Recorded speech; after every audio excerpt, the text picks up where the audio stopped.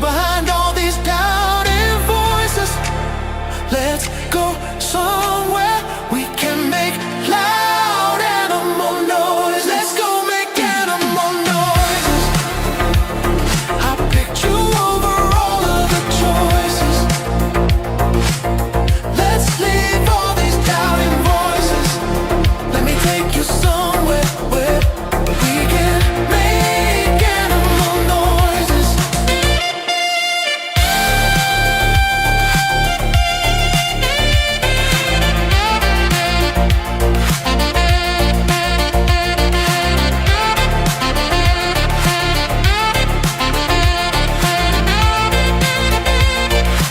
Let's go make animal noises.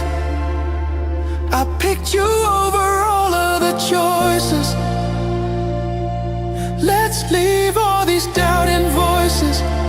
Let me take you somewhere where we can make animal noises. Let's go make animal noises. I picked you over all of the choices. Let's leave all these doubting voices. Take you somewhere where we can make animal noises.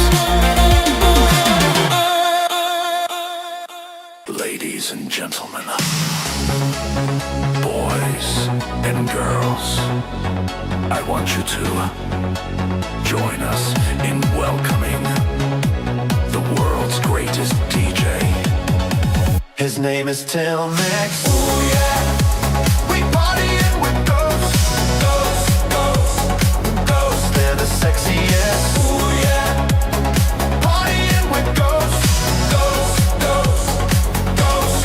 Till Mix. Ooh yeah, we partying with ghosts, ghosts, ghosts, ghosts. They're the sexiest. Ooh yeah, we partying with ghosts, ghosts, ghosts, ghosts. Till Mix.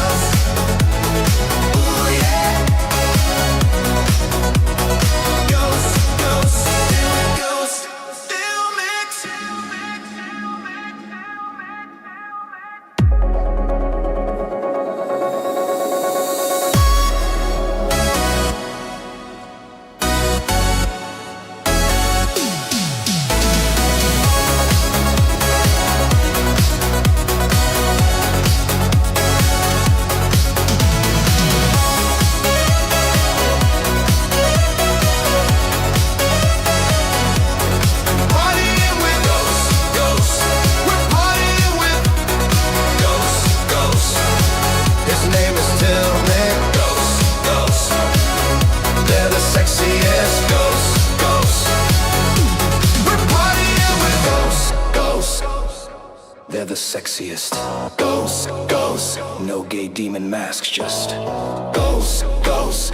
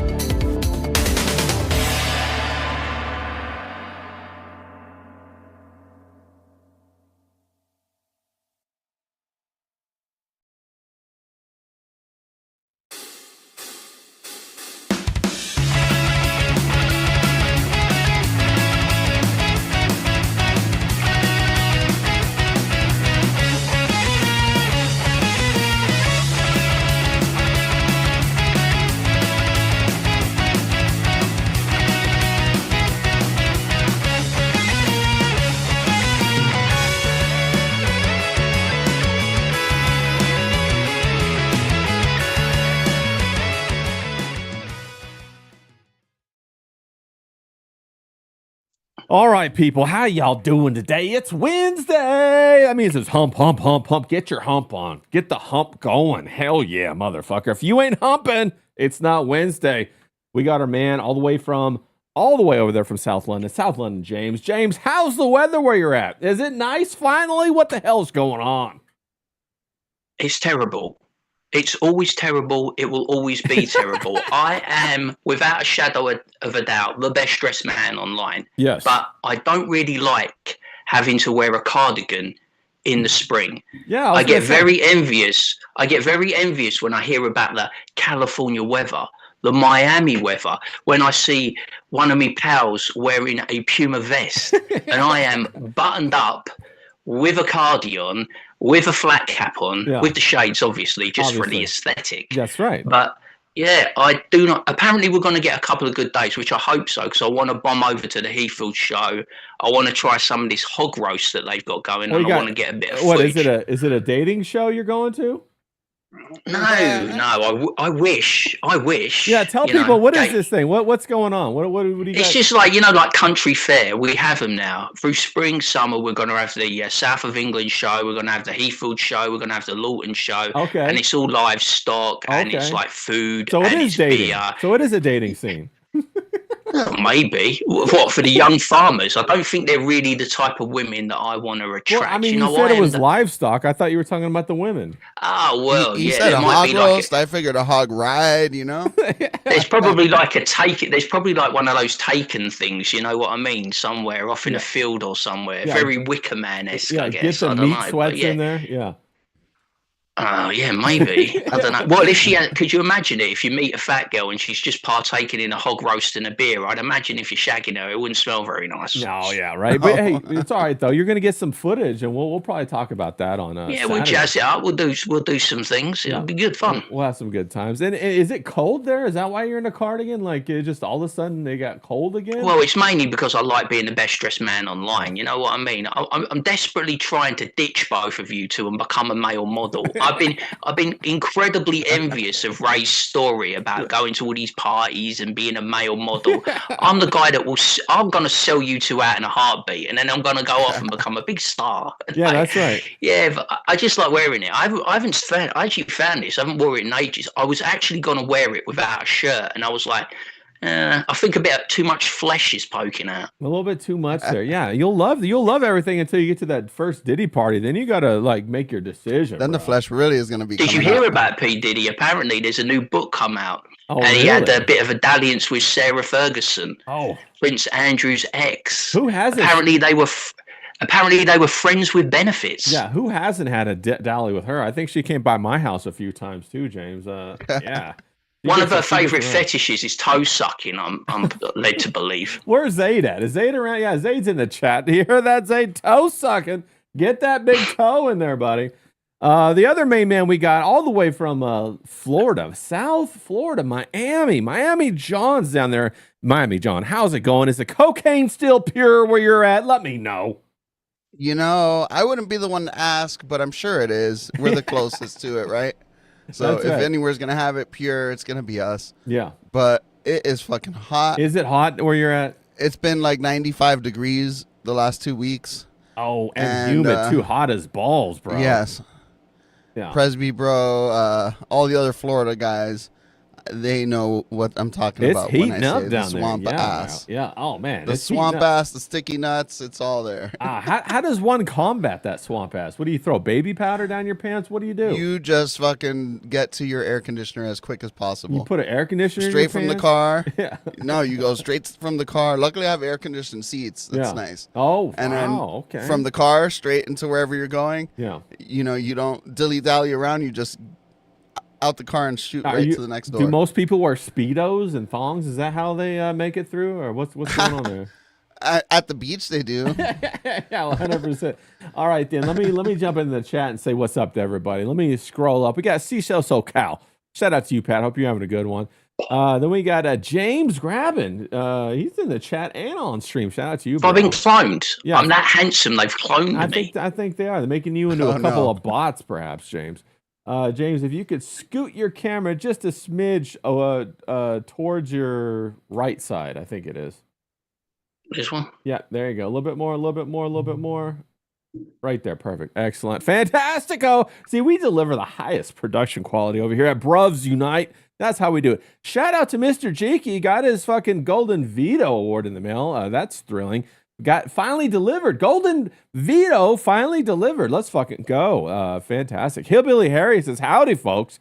What's going on to you, Hillbilly Harry? Heard old Jared is in the money now. He's big time.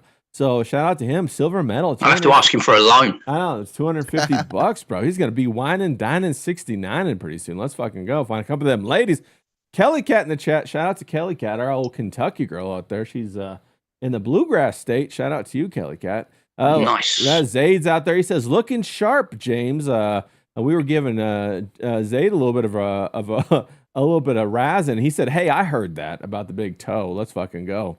Yeah, he says, what's going on, Curly in the chat? What, did he fuck a bird with his big toe? What? Yeah, Zaid did. Don't you remember that? Zaid told me that story where he got... It scarred me for life. I was like, Jesus, how big's his big fucking toe? Well, that was the same day D-Wag was giving you hell about the three-fingered pickup you had there. With the oh yeah, I told someone about that the other day, and it shocked them, and they were like completely taken aback, and I was like, yeah, they did the. What's that? When I told them about it, that you said it on stream, or that it actually happened. Well, no one cares. I said people know that I just say any old shit. I don't care about that. But they were like the three-fingered shuffle. They couldn't believe it. They were like, oh, I could imagine two, but I couldn't imagine three. And I was like, yeah, it just went like that and popped it right in. And I was like, you can imagine the reaction, right? Because you're like. You just don't do or say anything. You're just like, And then the funny bit, right? This is the bit that really got him. And I said, you never guess how it ended. She never said a word, and she just rolled over and went to sleep. I was like, I wanted to sling her ass out, but she was just like brazen. I was like crazy. Yeah, and then you have to hit it in the morning, of course. Did she do the three fingers in the morning or no? Well, make sure you turn her around so you don't have to say. That's the same problem. Yeah, she's not going to be able to bend it around her back, is she? No, you just grab her arms and there you go. Grab the arms and make sure you move them. That's why James is a ladies' man, bro. He's always solving problems. He's the engineer of women, bro. This rumor about me being stupid is way out of line, mate. I've got it up here, mate. Right. I tell you. I can see we gotta find whoever is starting that rumor and whoop their ass. It's D-Wag. It's D-Wag because he's got like 150 IQ. D-Wag. Yeah. D-Wag, he does have 150 IQ. We got to get D-Wag back on stream. He's been busy doing all his work. And one of these days when he gets finished, we'll get him back on. But yeah, he's been doing all kinds of work. He is a working man. But yeah, that's crazy. He's like the Lincoln lawyer, isn't he? He works from his car because he's always in his car. He's just like he's a scruffy version of the Lincoln lawyer. Yeah, it makes you wonder, what does he do? I mean, like with John, I don't know what John does. I'm pretty sure John is either delivers cocaine or he's a hitman. Those are my. They're both problem solvers, aren't they? Yeah, I think D-Wag's like a Ray Donovan. You know what I mean? Like he's a fixer. You know what I'm saying? No, I think John whacks people and D-Wag satisfies people. You know what I mean? He's like Juice Bigelow, male gigolo, isn't he? Is D-Wag a gigolo? You think he's like that one guy? What was that one movie where who was it? Dane Cook was the guy that all the women had to sleep with, and then after they slept with him, they would find the guy that they were going to marry. Is that what? Is that what D-Wag's all about? He's got like what do they call it? A pocket of plenty or something like that. He's well endowed and he's out there slanging dick for money. Is that what D-Wag's doing? How do you think he affords all this equipment that he never uses? He has got let me tell you, he has got the finest setup he does in the history of streaming that he never uses. How do you think he funds this? Yeah. He funds it through his off the books enterprises. I think he calls himself a plumber or whatever. He's always laying pipe. He's over there doing that pipe laying stuff.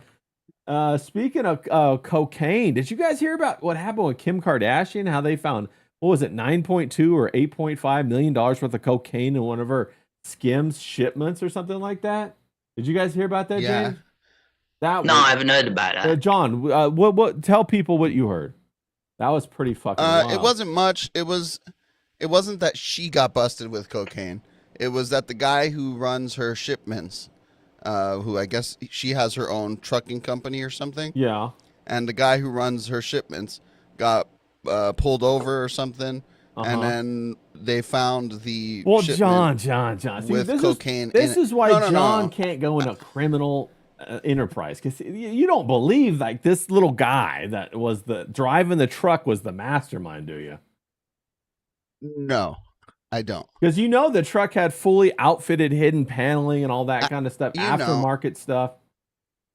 The kind of stuff that only the person who had skims would have the money to outfit the truck with. Exactly. Yes. And then I'm gonna. But you got to give them the facts first. Okay, and then tell the me. All right, tell me the speculation. facts. All right. Otherwise, we're just as bad as the news. I never right? claimed to be better, but go on, John. You have a reputation to uphold. Tell the people what happened. Well, so they found he got, I think, pulled over, and he got found with a bunch of cocaine, all in the packaging. Not a bunch of So he's a cocaine. patsy then. Like He's basically a patsy. Yeah, like $8.4 million worth of cocaine. Yeah, I mean that's like a couple hundred kilos. That maybe? is a lot. And then here's this picture of what's going on? Why isn't my Twitter working? It's just froze up or something like that. Let me fix this real quick. I don't know what's going on. Then we had the picture of her and Kanye. Did you guys see that getting together? And they got together and they were having a big conversation in the truck. And of course now my thing doesn't want to work. Here, let me see if I can't fix it. Riley would be thrilled. All right, here we go. We got it right here. They're all together and she's crying to him in the car. Like, what the hell's going on with this? And wait. So Kanye came to the rescue after she got found out? That's right. And then look, somebody said it looked just like this What picture a right fucking here. simp. Remember that picture from The Sopranos? Yeah. Yeah. That's what I was thinking. She's just sucked him off. Yeah, that's what it looks like. But here they are right there. They're having this like big conversation about what's happening. And here she is over here crying and stuff in the car. Like, oh my God, yay, they just found me out. All this kind of stuff. This is the guy who was complaining that his wife took his daughter That's right. and keeps her from him. That's right. And is raising her to be like some fucking whore. And then he has the chance to say, oh, I knew that bitch was a fucking cocaine smuggler. That's right. Get her. That's right. And get his daughter back, and now look at him like a fucking simp. He looks like a retard, doesn't he? Looks like a Yep. fucking retard. Like, I don't know what the hell is going on with that. And I bet you he didn't even get his dick sucked. He probably Rigor, did. He probably I did. think he done. Did you see that picture? She definitely did. Oh, she did, And she bro. was- Kanye was like, She was so think so. fucking panicked, mate. She needed something to calm herself down, mate, and keep her fucking She teeth has from so chattering. much money. I bet you she's the type that doesn't even suck dick. all right. Also, check this out, though, right? She used to. I'm sure she used to. Oh, bro, well, she's Right. on the videos. We all know she used to, bro. And also, we all know Kanye's a simp. We all know Ye's a simp to women. He self-admitted, whatever, no big deal. You know, if you got the money like that, he'd be tricking all the time. He got endless amounts of money. He can trick like that. But this is the other reason why Kim was, I think, trying to become a lawyer, right? So that she could talk to everybody and it would be all protected under attorney-client privilege. And then she could conceal everything when she's doing all this dubious nature, shipping all these drugs everywhere. And bro, the one thing that she does not want to talk about, check this out, right? She does not want to be connected to smuggling. Why? Because the next thing she's going to be charged with is smuggling kids, bro. What are your thoughts on that, John? That's entirely possible. Yeah, I mean, yeah, I don't it's put possible. that. I don't put that past anyone in Hollywood or in government or with a lot of money. Like Oh, they're all facts. involved in that. Well, and bullshit. also she already did that fake jewelry robbery. Remember, she was still with Kanye, and they were at that concert in Paris, and like oh my God, some guy took my jewelry. Do you guys remember how Yeah, fake that I shit do was? So remember she that. could claim it on her insurance and then make all that money, and then probably kept the jewelry, bro. That was bullshit. Everybody knows that's bullshit. There's another one You called can take a rat out of the hood, but you can't take the hood out of the rat. Oh snap! Damn, John dropping the fucking truth nuke right there. He dropping the bombs. That's what I'm talking about. But of course, there's this other thing they call the Norwood credit card scandal. I'm not really familiar with that, but maybe everybody in the chat will know. Kelly Cat calls Ye a simp for sure. Seashell SoCal says it's super fake. I agree. This is all what they do behind Well, I the go scenes. back, right? This is the thing that really annoys me, right? If I'm highly successful, of controversial, I've succeeded outside the system, and now I'm being brought back into the system. This one bird, right, who you can get a million fucking clones of, why the fuck would you go back unless it's just to keep the peace because he wants access to his children? There can't be any other reason that you would be that pathetic, because this bitch put you through hell, right? Made your life a misery, stopped you from seeing your kids, tried to fucking bury you, and you're fucking Dated falling Pete back in Davidson. helping her out in her hour of need. I mean, Yeah, she dated Pete Davidson. Good catch, John. That guy is like the fucking community urinal. It doesn't get worse than that. Yeah, that motherfucker's like the, the dive bar. yeah, but they're like urinal. star fuckers, isn't they? When you get people like that are fucking popular, they just find who's the current flavour and who's popular, and then they start dating, don't they? And then they fucking break up. Yeah. It's all fucking like transient, innit? It's bullshit. Okay, what is that? You're doing a lot of assuming there when you call Pete Davidson a star. Yeah. No. Well, his he dad was. died in I didn't say 9/11. star. I said flavour of the month. Yeah. You get said star flavour of the fuckers. month. See? Yeah. You called her a star fucker. Well, what is the chat thing's going on? I think that this reflects a hidden power structure in Hollywood and in the secret society. I know I always talk about that kind of stuff, but that's what these people do, man. I mean, I think it's entirely possible that, Kanye helped her start Skims, right? Yeah. Back in the day. Yeah. It's entirely possible that this cocaine smuggling operation was part of it from the get-go.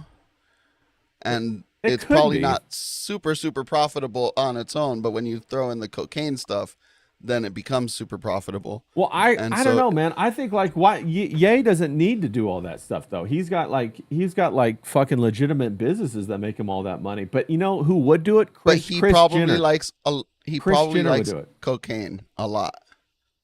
I know, but like somebody like him has that. He doesn't have to risk it. That's what I'm saying. There's, you know what I mean.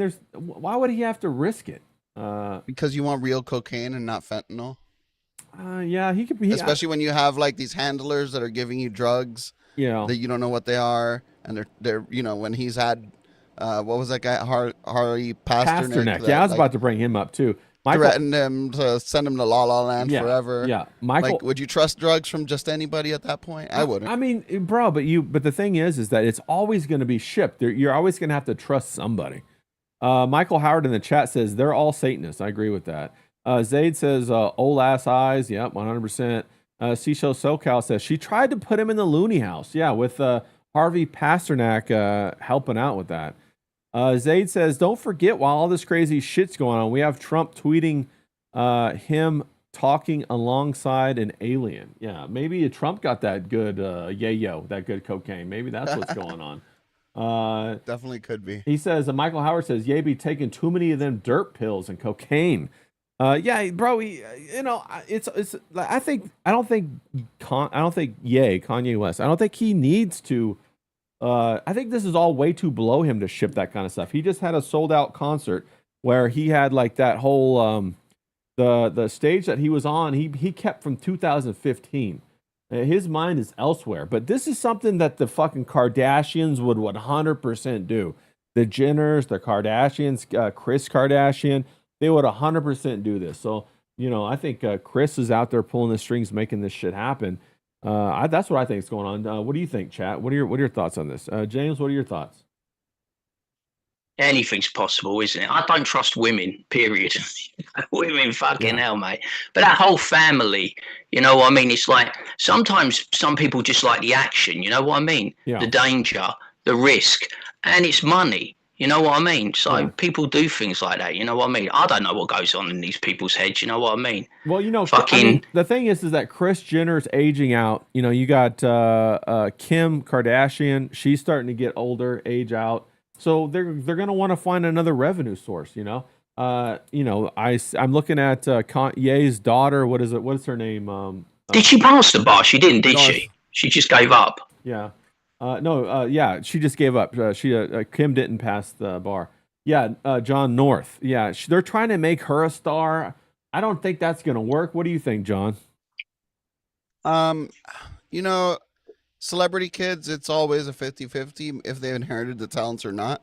They'll get their 15 minutes of fame, whether they're talented or not, and then what they do with it is up to them. I know, but she has she's not like Will Smith's kids, zero talent. That's JC's kids, zero talent. That's what I'm saying. The Kardashian kids, zero talent. Yeah. None of them have any fucking talent. It's nepotism. Do you want to know from my side of the aisle? The Beckham kids, None of them have got fucking talent. They tried to be footballers. They tried to be photographers. They tried to be chefs. And you know what the smart kid did, Brooklyn? He married a fucking Jew heiress. Yeah, so he's now a fucking billionaire. Yeah, she's rich. You know what I mean? He was smart. He married a fucking Jew heiress, Yeah. and now he don't work. He's living the life of Riley, and he just hides under his wife's skirt and attacks his parents. Yep. There you go, living the dream. 100% agree with that. We got Hobo Chili Recipe. Shout out to you, bro. Rise. Michael Howard says, oh, yeah, it's obvious the Kardashians and the Jenners are behind Ye's demise. And now his own kid's demise for a while now. I thought Riley was behind Ye's demise. Yeah. I think Riley's going to do a documentary on Ye. He knows a ton about that guy, bro. But no, North is He's actually a big fan, isn't he, of Will Smith's kids or one of Will Smith's kids? He thinks the boy's got talent. That's right. You just reminded me. We were supposed to you were going to do a stream, weren't you? Yeah, and we were going to do like. Yeah, well, let me write that down. Yeah, we're gonna have a debate about that, about Jaden. And I was going to be the judge. Yeah. We'll do that. If Jaden has any skills, that sounds like. I don't think he does have any skills. That's my standpoint. I think you're gonna mop the floor with him because I can't see any talent there. Yeah, only talent. I mean, unless wearing a dress is a talent. Well, I mean, he's right? got. Because didn't he wear a dress? Yeah, he's got one hole. That's his talent, right? Until it's worn out. That's a little bit dark right there. Speaking of holes, what about that Ronda Rousey Gina Carano fight? James, what are your thoughts on that? Was that thing rigged? Everybody's thinking it's rigged. That looked like some bullshit. That was the greatest 17 seconds of my life. You know what I mean? It was like, there was me and you doing this stream. We built it up. We got a nice audience. I think, this is going to be, they're going to carry each other for 5 rounds. And she just fucking rushed Gina Carano. Gina Carano flopped on her back like it was a lesbian porno. And then she fucking transitioned into an armbar. And Bob's your uncle, Fanny's your aunt. It's over. Yeah. And then they all hug and cry. Yeah, all was garbage. It was absolute garbage. You know who won that night? I tell you, there was 2 Jake winners. Paul. It was the UFC and Dana White. Oh, okay, yeah. They won. Yeah. They won. Yeah. Because that was it. I said to you, what's Inglewood like? Inglewood in California, I said, because the vibe, the audience, it was as dead as fucking disco. Yeah. And what about, you said it, didn't you? They got Junior DeSantos out of a retirement home and he got folded like a fucking chair. You know when you get knocked out and you snap back, your legs snap back? He snapped back at the fucking knees. He's awful. A fucking candidate for CTE down the track, I'm telling you. All the fights finished in the first round by 1. The only people that put on anything that was good was Mike Perry and Nate Diaz. They lasted a couple of rounds. It was an old-fashioned shootout. But Francis Ngannou, he still looks live. And the bit that got me, it was like Tyrone Woodley was like, hey, John Jones, you should get the Netflix lawyers to pay to get you out of your UFC contract so you can fight Francis Ngannou. And then I was like, there you go. Cain Velasquez was there, Ronda Rousey, Gina Carano, and all they were doing, CM Punk was there, and it was just a way of knocking Dana, knocking the UFC, trying to stop the UFC's monopoly, trying to break up their pay structure, because then the payment come out, didn't it? Accidentally leaked. And Ronda got 2.2 million. I think Francis Ngannou got 1.5 million. Gina got $1 million. Nate Diaz got $500,000, and Mike Perry got 400,000. Yeah. So they're leaking the pay, and they're saying, look, you come to us, you'll get way better pay than you're only earning 40,000, some of you at the UFC. Right. So it was just a way to try and knock Dana, knock the UFC. But if you're going to put on a product like that, it doesn't stand toe to toe with anything they're doing in the UFC.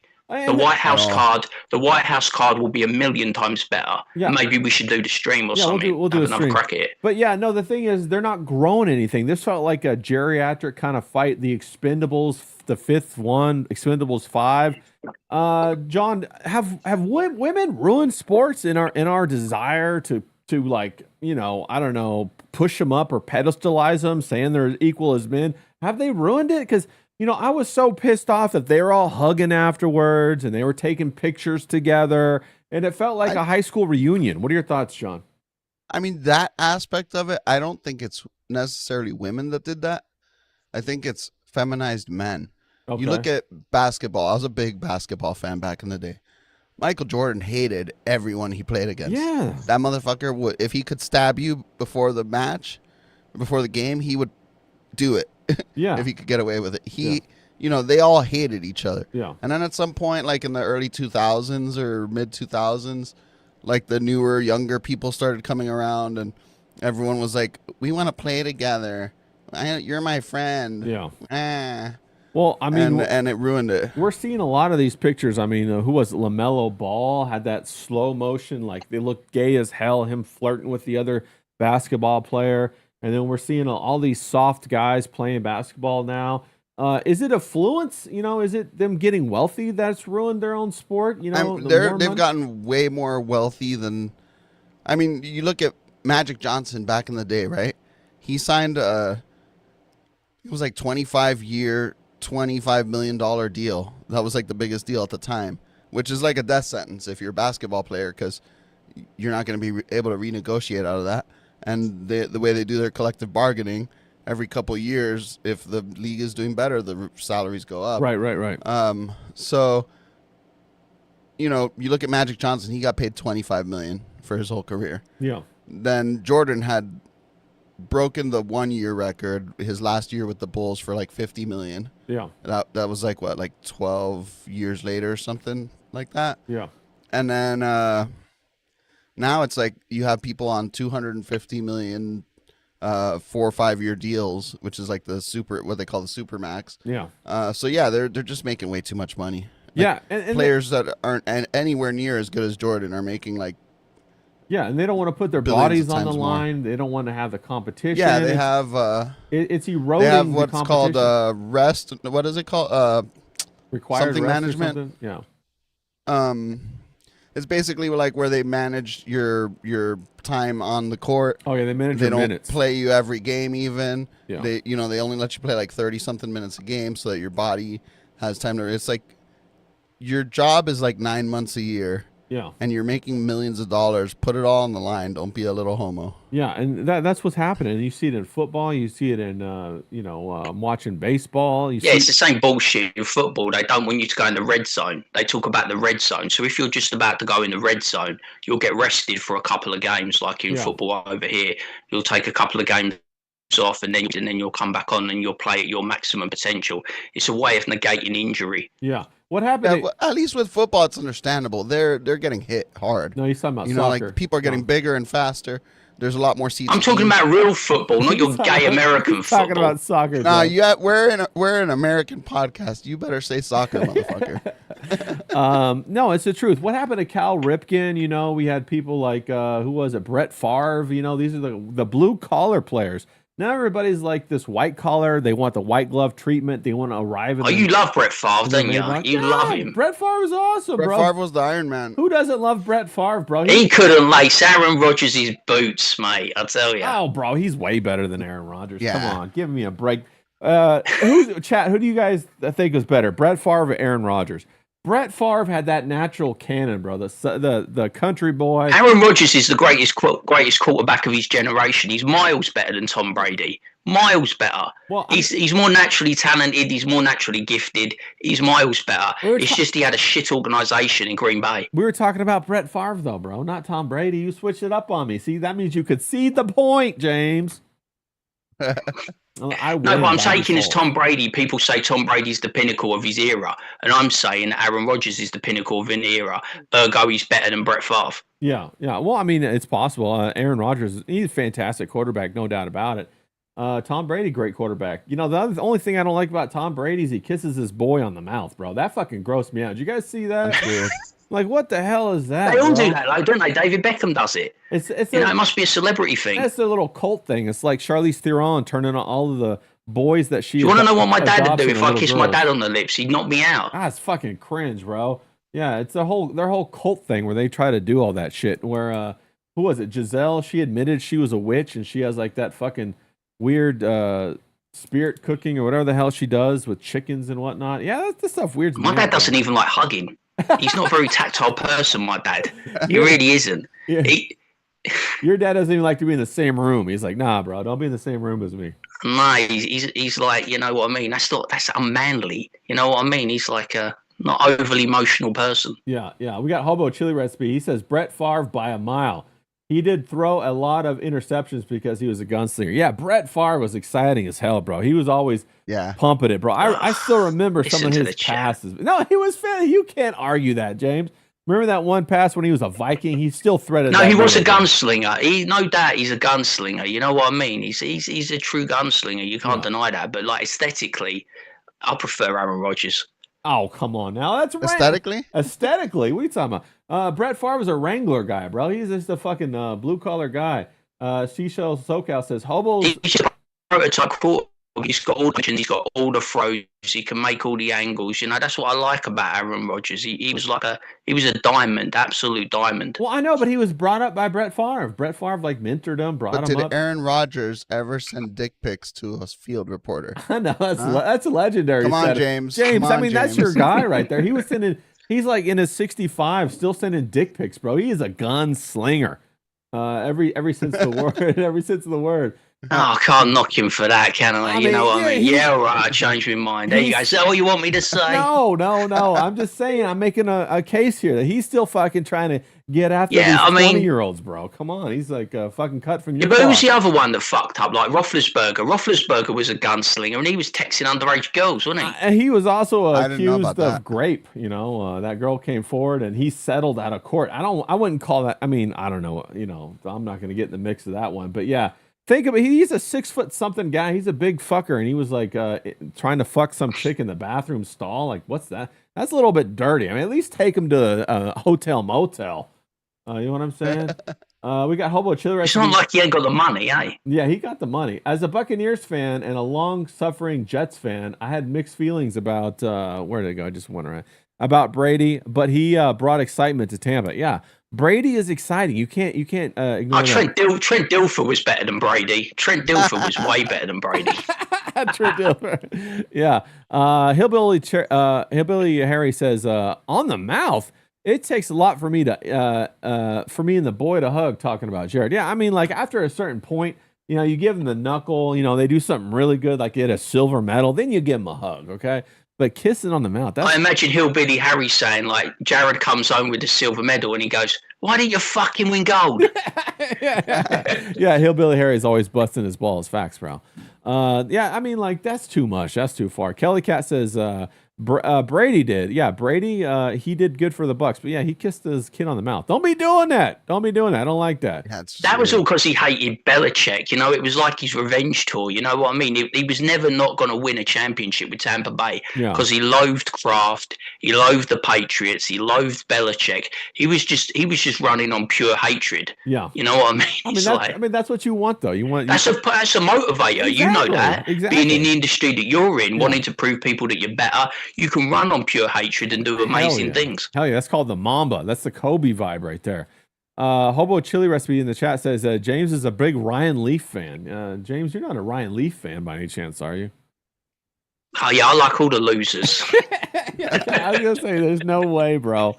But yeah, I mean, like, I just like saying stuff that I just like saying like controversial stuff. Facts, I think you could see, this is the thing, right? One thing I do hate about sports fans is where they always try to put people on Mount Rushmore. They always try to say this guy's better than this guy in this generation. The only person I would ever say that about, who I would say is the absolute best any era, is Michael Jordan, like John already mentioned. Michael Jordan is the absolute best of all time, no questions asked. That's the only thing I do. When it comes to quarterbacks, who knows what's going to happen in the future? You know, there could be someone from this draft class. I think Tom Brady drafted someone, didn't he, for Las Vegas? I can't remember his name, but he's supposed to be the next big thing. Who knows what's coming in the future? I mean, Troy Aikman, he was like one of the big stars of my era. He won 3 Super Bowls, but he was never a great quarterback. If you look at raw numbers, he had great weapons. He didn't put up. Him. Yeah, he didn't put up big numbers. He had Michael Irvin and Emmett Smith. Fucking hell, I could have thrown for the Dallas Cowboys and we would have won a championship. You know what I mean? Same thing with Tony Romo, though. Same thing with him. And then they just, you know, who was a great quarterback was who was it for the Broncos, and they just kind of gave him back to back. Who was it? What'd you say? Elway. Yeah, Elway, and they gave him back to back championships at the end of his career. Now tell me that shit ain't fixed, bro. 100% fixed. Well, look how we were talking about the NBA. Look how that's dropped off now, right? We've got the Oklahoma City Thunder and the San Antonio Spurs, and the 2 big stars are fucking Shea and Wemby. Yeah, you cannot even compare. They're the 2 biggest stars in the league. You would say the 2 MVPs, and it's like you can't compare them to fucking Prime Jordan. No. You just can't. Well, also the competition is a lot lower. You know, the money has eroded it. The spectacle has eroded. It doesn't have the heart it used to have. It doesn't, and it's not going to have the following it used to have. And how It's funny though, how because convenient they try to say that the talent level is higher now. No, I don't think so. That's what modern fans try to say. How convenient that the two MVPs end up in the finals together. Think about that. Yeah. I mean, everything, bro. Everything. I posted some stuff about how people are saying it's scripted and all that. I think it is scripted, but we got Hillbilly Harry says he could never be harder on Jared than he is on himself when it comes to competition. That's what a champion is, right? It's not this guy who takes a whole bunch of money and then says, "Oh, maybe I won't work out today." They're always in there in the gym 24/7. Yeah, Mr. Miyagi was way too soft on Danielson. Obviously. Fucking hell. Yeah. He was way too soft. Big pussy. Danielson would never have been a winner. Cobra Kai should have been the winner because Danielson was too soft. Yeah. He was like, "Oh, Danielson, fucking get out there on your broken leg, you little shit." Yeah, exactly. Do it. No, that's true. Zayd in the chat says the Kobe joke landed like he did. Yeah, 100%. Zayd giving me a hard time for my Kobe jokes, bro. Come on. We got Hobo Chili says Kobe had a few issues, didn't he? Yeah. You know, he had a few issues. Yeah. Oh, yeah. He had a few issues. I don't believe that one. Yeah. Hobo Chili says the greatest player of all time in any sport is Bartolo Colon. Just on pure fatness. I love me fat athletes. Yeah, okay. Who's Bartolo Colon? Yeah, who's Bartolo Colon? Is he a baseball? He sounds like he should be a baseball player, doesn't he? Maybe he could be a boxer. I don't know. I know he wasn't a water polo athlete. I know that for sure. Boxing and baseball are like the only two sports that you can be fat and somehow win. Bro, George Foreman, bro, he held that shit together, man. He kicked some ass.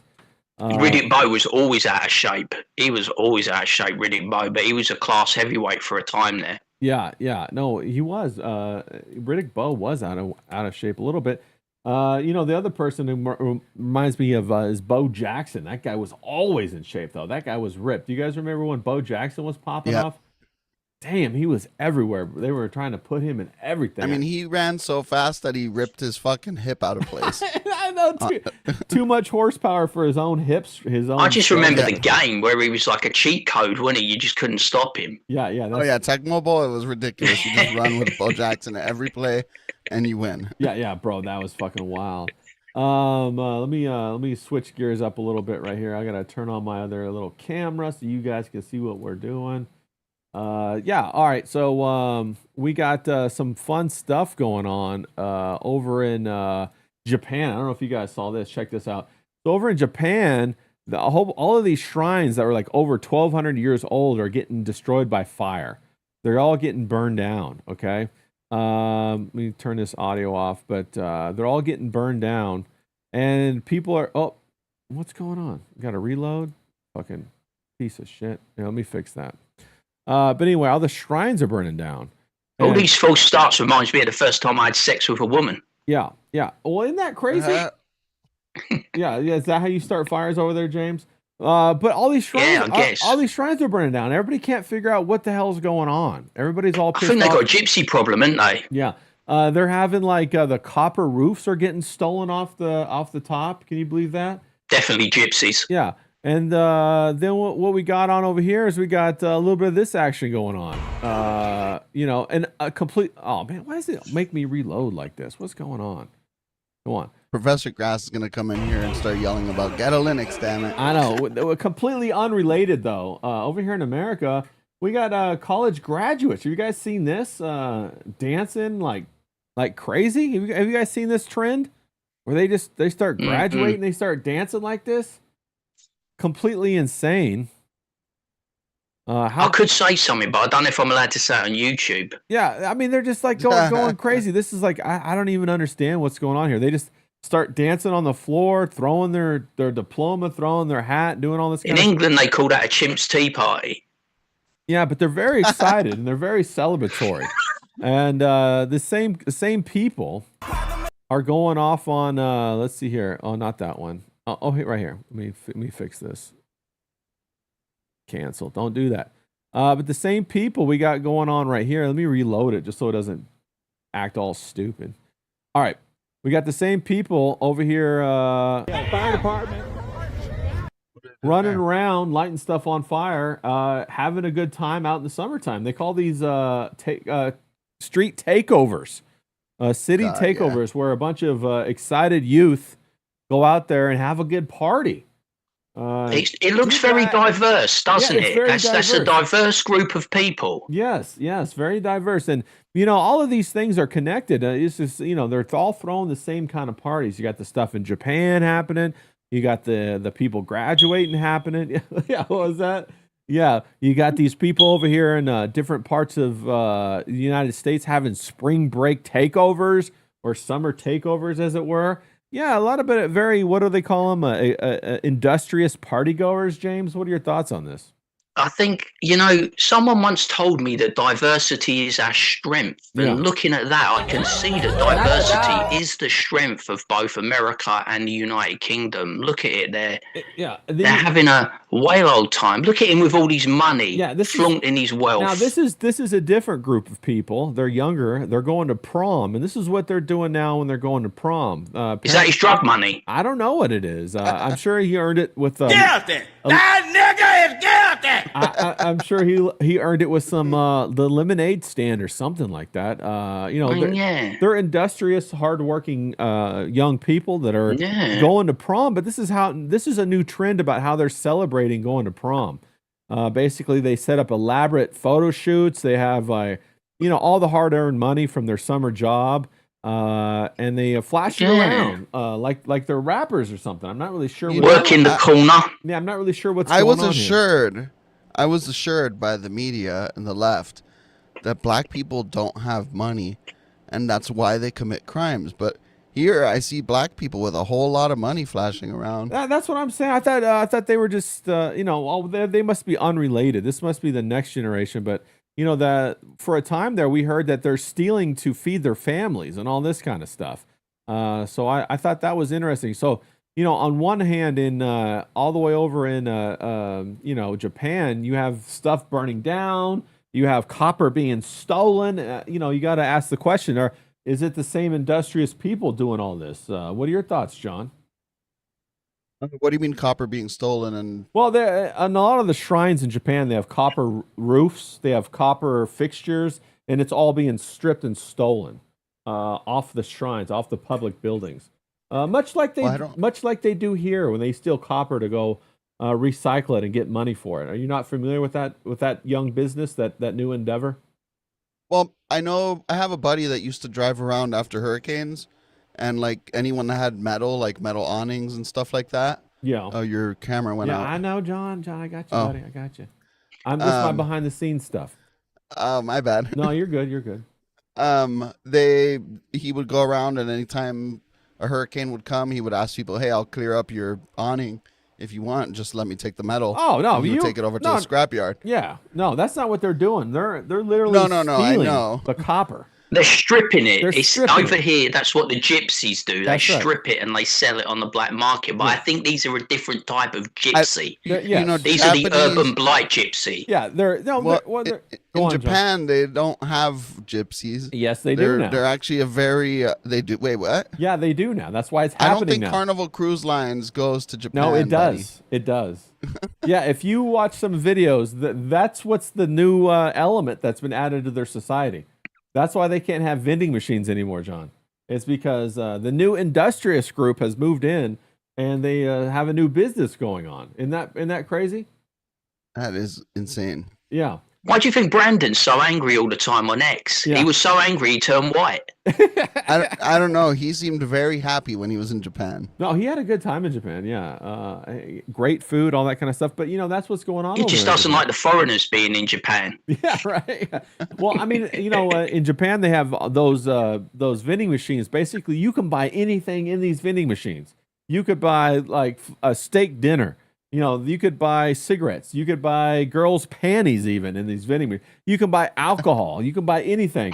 And then, in the course of maybe 1 year, this new group that they imported, these new group of immigrants that they imported, ripped up all their vending machines, stole the stuff out, stole the money out.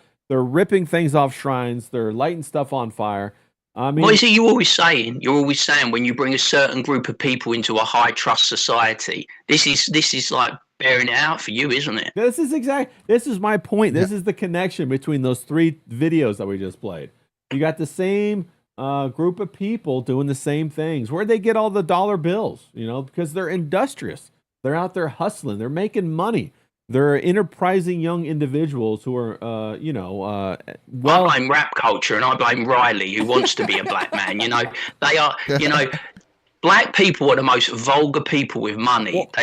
When they walk into a room, they think they're the best dressed, but they're just a bunch of uncouth louts. You know what I mean? They look bad, they dress bad, and they're vulgar with money. They got their big fucking chains. I was going to say earlier before we popped off, and you were talking about the NBA and the NFL, the one thing that really irks me about professional sport is how the NBA and the NFL now mimics the WNBA, where they have a fucking fashion show before they get to the kickoff. So they're wearing all their fancy clothes, they got all their fancy trips, they got all their jewelry, they got their man bags, they got their diamond earrings, and they're a fucking embarrassment. Do you remember what it was like in the 70s? Yes. Remember the fucking, like, the Chicago Bears? Can you imagine the Chicago Bears under Ditka?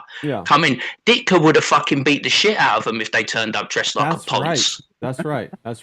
Refrigerator Perry, you remember that guy? Ronnie Lott, bro. Ronnie Lott used fucking crush Hobo Chili Recipe, right? If you want to know who my favorite quarterback of all time is Jim McMahon. I fucking loved that guy. Yeah, Jim McMahon, solid. Nacho in the chat says, when did meth get to Japan? Well, meth got to Japan within the last 2 years. They got a new prime minister, and she did a mandate from the WEF, World Economic Forum, that they increase their diversity. So they're giving visas to Africa. A lot of people from Africa to go over there. And, we kind of see what happens. It seems to be a commonality. Just an observation. Ebro knows Spanish culture. Fucking 500,000 came over in a caravan, turning Spain into like North Africa. That's right. Just an observation. We're getting 500,000 Chinese exchange spies. Probably students, more. I mean. Probably more. Well, originally he had said 600,000, so it was good that it came down 100,000, but maybe it'll go up. Well, I think what he means is he's going to have 2 bills, one for 600 and one for 500. So we're actually getting 11. Probably getting both. 1.1 million. Yeah. The right, the Republicans, they were so happy. Oh, Trump, he added $100,000 fee for all of the new H-1B visas, right? You remember that? I saw that, yeah. And everyone was cheering about it. Yeah. I've had this post pinned to my fucking profile for a while now because like people are retarded and I like pointing it out that they're retarded. Okay, so that's only for new ones. Yeah. All the people, your visa is good for like X amount of years and then you can extend it. So those people are fine. They don't have to pay it. And then on top of that, what he's replacing the H-1B visa with is some new kind of thing where you become an actual resident instead of just a temporary worker. See, this is my point, John. So then he's going to import like 1 million Indians through that instead of the visas. And then that gives them even faster path to citizenship. That's the thing we have to learn as people. This concept of doublespeak. They constantly utilize this doublespeak philosophy, where they say, "Oh, okay, guys, we're going to stop the immigrants, but we're going to give it a new name, and then we're going to keep doing the same stuff under this new name." We're not also the old magician's trick, like, ooh, look at me here, but what's going on back here you're not looking at because I'm distracting you. No, you're 100% right. And like, when are people going to catch on? I was looking at your gorgeous bald head.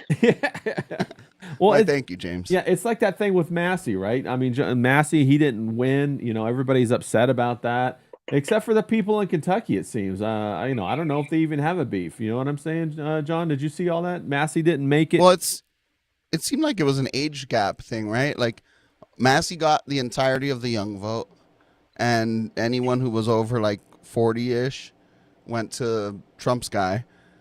It's basically like, do you watch TV and are susceptible to all the ads and all the hit pieces that Fox was running? Yeah. Or do you watch the internet and you know the truth? Yeah. Basically. Yeah, we got Nacho in the chat. He says he blames the boomers. Kelly Cat, she's out there. She might even be in his district. Kelly Cat, if you're in his district, let me know. Massey's district. But she says boomers are blamed for most. Michael Howard says boomers are so brain dead, not even Trump is safe. Yeah, 100%. Well, I saw that Trump said today, he said he might run for prime minister of Israel. They love him so much over there. Did you guys he said see he would that? win. That was fucking wild. I couldn't believe he said that. I was like, I mean, He that said the was quiet almost part as out bad. loud. yeah, he said the quiet That was part out almost as loud. bad as when he said, "I don't really care if Americans are suffering with inflation right now. I care about Iran having a nuke." Yeah, I mean, bro, this whole Iran nuke stuff is such bullshit. We've had Netanyahu claiming that they were going to have a nuke like fucking back in Since like 1990. yeah, since the 89, 90, he's been talking about it. There's clips of him talking about it all the time. Bro, they were never going to have a nuke. Who cares if they did have a nuke? Nobody says anything about Israel having a nuke, and they were never supposed to have one. They've never consented to And they're not. to a They don't search. get inspected like all the other countries. Right, they that never have got nukes. inspected. They never signed a nuclear proliferation agreement. And on top of that, they have the Samson option, which they openly brag about, meaning that if they ever fall into trouble, they're going to nuke everybody in the world. What are your Yep. thoughts, John? Yeah, no, I don't see how. I got into someone that I know in real life. I reposted some Massey thing, and he got mad at me because he's like a diehard Trumper, Yeah. and he actually doxed my real name on the post. He called you Miami so John? Scumbag. I blocked, huh? He called you Miami John? Yeah, exactly. So I blocked him, and I don't block people, what the but hell is that's that all that's about, a blockable bro? offense. That's cat And, turd I deleted syndrome, though, my- isn't it? Yeah, that's cat turd syndrome. Yeah, it's fake and gay, but I always say this, right? I always say, sorry to interrupt, John, but I always say this. Look, never fall in love with a politician because they'll break your heart. Fall in love with a woman and hope she doesn't break your heart. That's what you should do. I never care about like individual politicians, whether it be fucking Massey, in my case Boris Johnson or Winston Churchill or fucking Donald Trump. Don't put your trust and faith in these people because eventually somewhere down the line you're going to diverge. They're going to do something that you absolutely hate. And I know a lot of people in America hate that Donald Trump is now Israel first. Gosh. They can't stomach it. They can't stomach what he's done in Iran. You know what I mean? If you're fucking choosing between heating or eating or, getting fucking fucked at the petrol pump, you know what I'm saying? It's like you don't give a fuck about Israel, do you? No. no, at all. Yeah, I say fall in love with a woman. At least when you get fucked, you'll enjoy it. 100%. Exactly. Yeah. The only, Unless she gives you the only- three fingers, then you'll hate it. No, then you'll really love it. Then you're coming back for more. Yeah. What was that, John? I was gonna say the only politician that never broke my heart was Ron Paul, and I guess now that Thomas Massey's out, right? Him. Yeah. But Michael Howard says exactly. English veto, 100%. Shout out to English veto. Yeah, bro. This whole thing with the whole politician thing, it's all so much bullshit. It's kind of like what's going on over there with Keir Starmer, where you're at, James. Everybody's focusing on Keir Starmer. You guys just had this huge, march. Everybody wants to get Keir Starmer out. And what we're saying is that, like, don't focus just on the politician. There's somebody behind all these politicians moving these things about. What are your thoughts on that, James? I mean, well, Keir Starmer, basically, if you think about how he's in a very precarious position, it looks like eventually he's going to be removed as Prime Minister. Yeah. But if you think about who are the candidates and the runners and the riders, you have Wes Streeting, Keir Starmer, and Andy Burnham, who all said exactly the same thing about the United Kingdom march. Now, John's probably got a comment on this because everyone thinks Tommy Robinson is bought and paid for by Israel. He's Israel first. Yeah, this is the huge march. I got it on screen right now. Huge march over there in England. Talk a bit about that, James. Basically, I think Knife School was there, and there was a lot of people there. There was the Flag of St. George, there was the Union Jack, there was dogs, there was families, there was women. And basically, the crux of the matter is that the people that went to Unite Kingdom March, they want to stop all forms of illegal immigration. We're getting illegal immigration from France across the channel. We're getting illegal immigration now from Belgium across the channel. We're paying France X amount of money. We're probably going to pay Belgium X amount of money. And we just can't stop the small boats. We just can't stop them. They're coming over, and the weather's only going to improve in the spring and summer. I know that's strange coming from me because I always complain about the weather, but we will get some sunshine. And when we get the sunshine, we will get 1,000 illegal immigrants a day crossing the English Channel. Yeah. And they will be coming boat after boat after boat after boat. And basically, Keir Starmer and Wes Streeting, they hate white working class people who believe in national identity, believe in national pride, and they basically they demonize everyone as being a racist to shut us up. Yeah. They basically say we're racist, we should be ignored, and like you said, they're trying to find, like John said, they're trying to find a workaround that, look, we'll remove Keir Starmer and we'll replace him with a like for like, and it'll look like we're doing something on illegal immigration, but secretly we won't be. We'll be letting more people come into this country because we're going to open more avenues for legal migration. Yeah. It's just Yeah, a big con. It's all double speak. And here, what we got here is we have this streamer. He didn't believe anything was going on in France. He believed that the right wing was making it all up. And so what he did was he flew over to France from South Korea to show what it was really like on the ground, to prove everybody wrong. And within the first 300 feet, he got beat up by two, party goers. I spy with my little eye. Yeah, two great people, and he got beat up by them. They took his tripod. They confronted him. They kicked him out of the area. They wouldn't let him film, and so he was proven wrong. Apparently, it is a problem over there. Apparently, there are a lot of immigrants over there. Apparently, they do steal stuff. We've seen it with James Oliveira. As a matter of fact, a lot of his videos that he shows. And so this South Korean guy who went over there found out that it's actually exactly like people are reporting. It's actually terrible. It's actually, you were just talking about boats and boats coming in during summer. These are the people they're bringing in. Military-aged men. Where's the women and the children? They don't exist. But they're bringing in military-aged men to form gangs and to run through Europe this way, run through England. And that was what the march was about, wasn't it, James? Yeah, it's basically about trying to stand up. But like, if you think about England, right, and you imagine England, Britain, and United Kingdom, we've actually extricated ourselves from the European Union. You know, we shouldn't be having this problem. We are not part of the European Union. This should be a European Union problem that they have with North African migrants, people coming over from the Middle East. You know, we were going to set up a detention camp in Rwanda. We were going to do it off base, but our government, you know, that got quashed by the ECHR and the European Union. We're still playing by Europe's rules. And if you ask Wes Street, Keir Starmer or Andy Burnham, what is your ultimate goal? Their ultimate goal is to rejoin the European Union, rejoin Brussels, rejoin the EU, and flood this country with illegal migrants. They're not going to stop. I reckon in my lifetime, you might even see this country become a white minority. Oh, wow. Okay. John, what are your thoughts on that? Do you think... I think that they're trying to push a white minority on all of the Western countries. Like, it's happening here. White people make up like 60-something% of the population. So, you know, it's even barely majority hanging on. It's way lower here in America than it is even in Europe. In Europe, I think it's still high 80% of Europe is white. Also, the very interesting thing is that white people, when you look at the population of the earth, are already a minority. So that's wild. So how come? Why aren't we getting minority status? And you know, John, you're in this category too, bro. If you get booked in jail, you get booked on a crime or anything like that, they're going to book you as white. Did you know that? Why is that?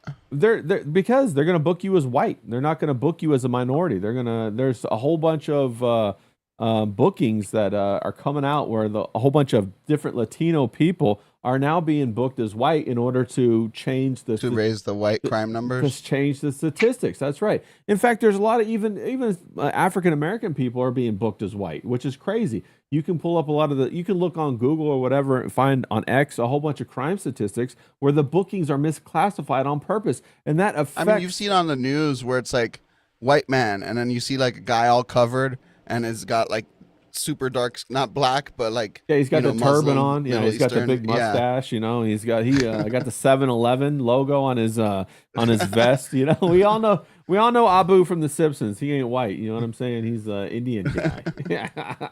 But that's what's going on. You know, and they're shifting the demographics. My question to you, John, is: do you think that once white people fall into this minority, do you think we're going to get the leg up that has been given to these other people? Hell no. Do you think they're going to? People hate white people. Why do people hate white people, John? What are your thoughts on that?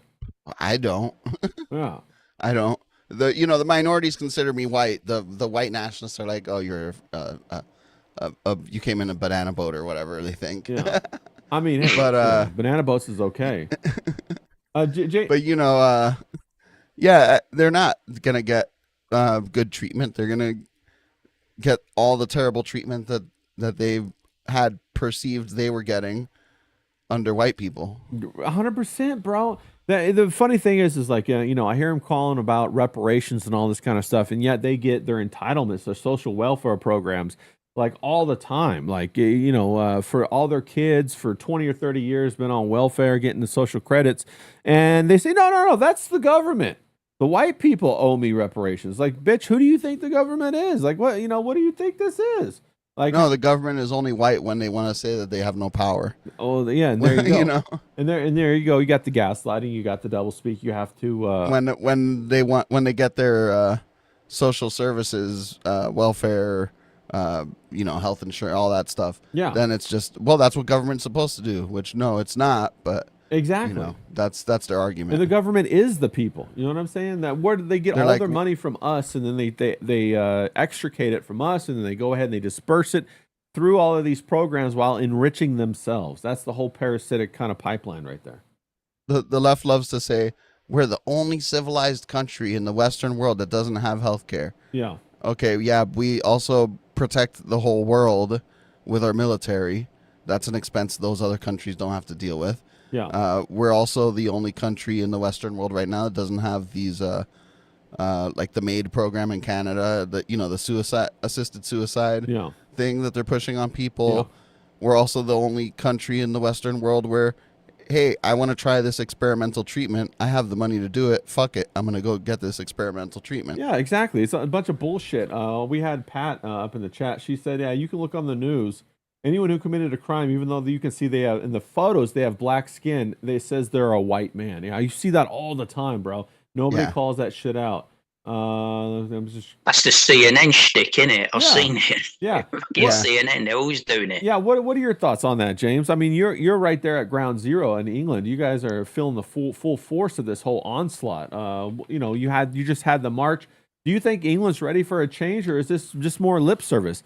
I noticed. No, because if you think about the opposing march, right, on the day that there was the Unite the Kingdom rally, the Unite the Kingdom march, you had a pro-Palestine march, right? Now, you would think that the pro-Palestine march would be full of people of the Islamic faith, would be full of Muslims, would be full of blacks, would be full of ethnic minorities. Yeah. But you know what it's full of? What? It's full of white,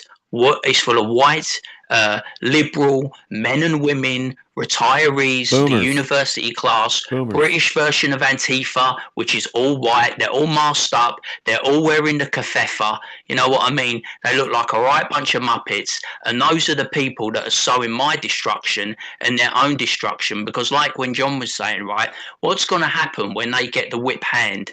They are going to put the boot on our throat.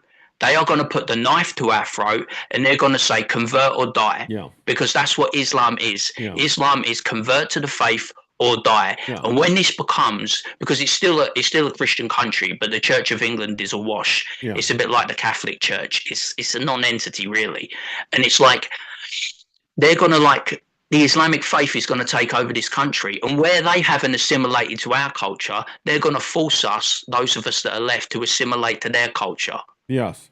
No, James, I sent you, I forget what it was, but I tagged you in an X post about these groups of people going around to churches and using arrow it was in Yorkshire, wasn't it? Yeah, in Yorkshire, and they were trying to light the church on fire using, I think it was a hairspray or like a spray paint and a lighter, and they were using that arrow, whatever it was, as a flamethrower to try to light the door on fire. Like an accelerant, weren't they? They were trying to break it down, burn it down. Yeah, and they caught that live on video. Remember they burned Notre Dame Well, that's what I'm. I don't know how long ago. That's what I'm saying. You got the Notre Dame. 9 years ago. Now you got stuff going on. But did you see all the churches across Europe, all the Christian churches? If you've noticed, and I've said it, there is a real epidemic, and no one's saying anything about it.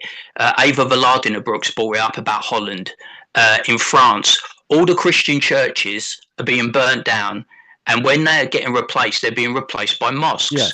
Even the Catholic Church in Italy, they sold a Catholic church to the Islamists, and they turned it into a mosque. Yeah. In this country, they're trying to get rid of drinking culture, and in this country, it's part of our religion. Kind of, Yeah. we have a very big drinking culture, Yeah. a pub culture, and basically all our pubs, when they close down, the land is being used and they're being converted and reconsecrated into mosques. Like the churches that close down, the Church of England or the Catholic churches, they get reconsecrated as mosques. Well, that's why I brought up what's going on in Japan, because they're doing the exact same thing now in Japan, and we're seeing it. It just kicked off this past couple of months because of all of the DEI that they're trying to enforce through the World Economic Forum, through their new prime minister in Japan.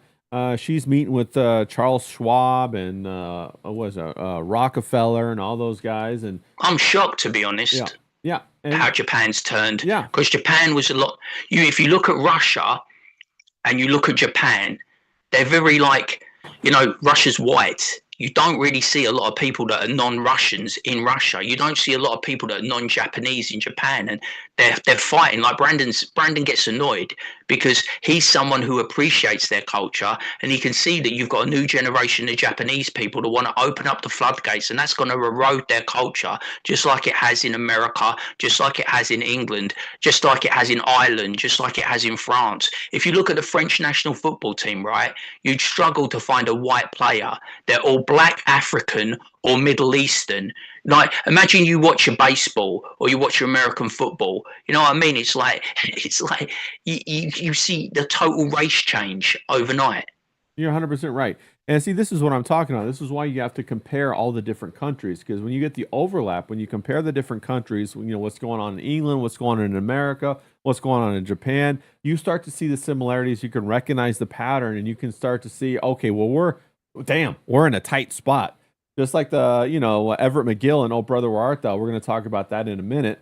Just like what he said, damn, we're in a tight spot. You know what I'm saying? Shout out to Professor Grass in the chat. Just saw you show up. But we got to keep our eyes open. We have to resist this by making our lives better, our individual lives better. And to that end, John, before we move on, do you want to say anything else about that before we start talking? Oh Brother Where Art Thou?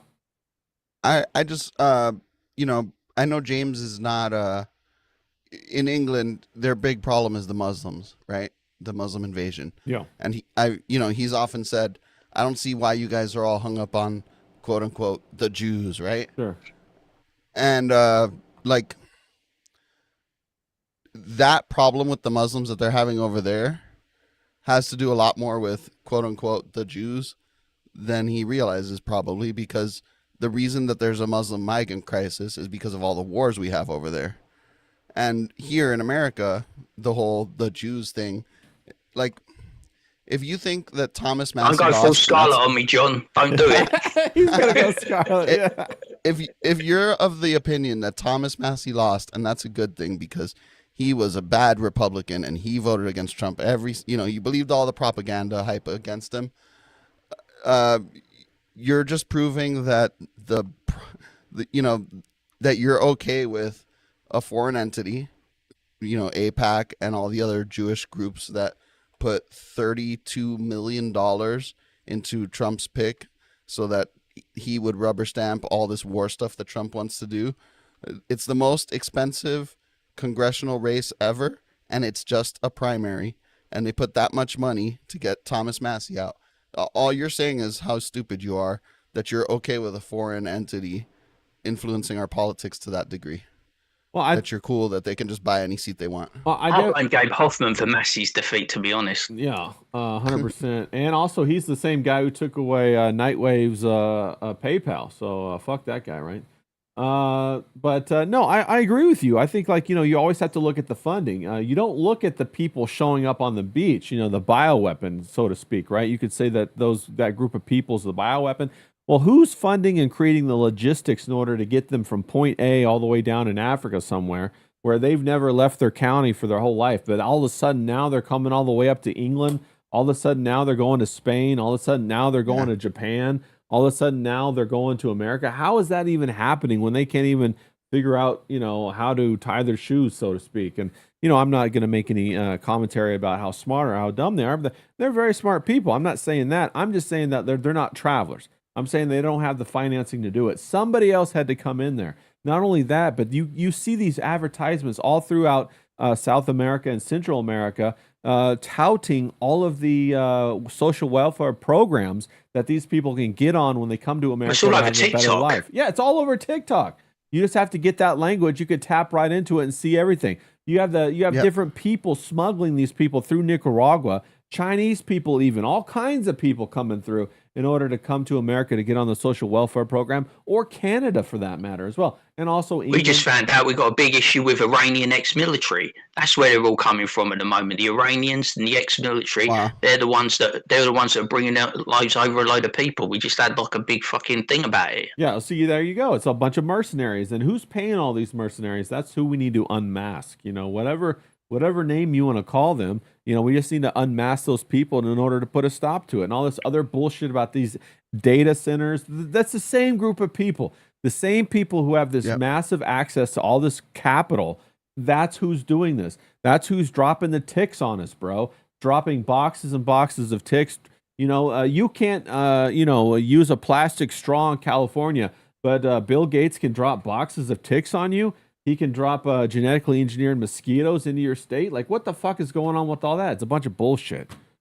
James, I have to pay money to get plastic bags for my shopping. It's a joke. I know. I agree. They want 10 cents. They want a quarter a bag where I'm at. I'm like, bitch, you guys just fucking said it was bad for the environment. Now you're making me pay for it. Why? Obviously, you guys are liars.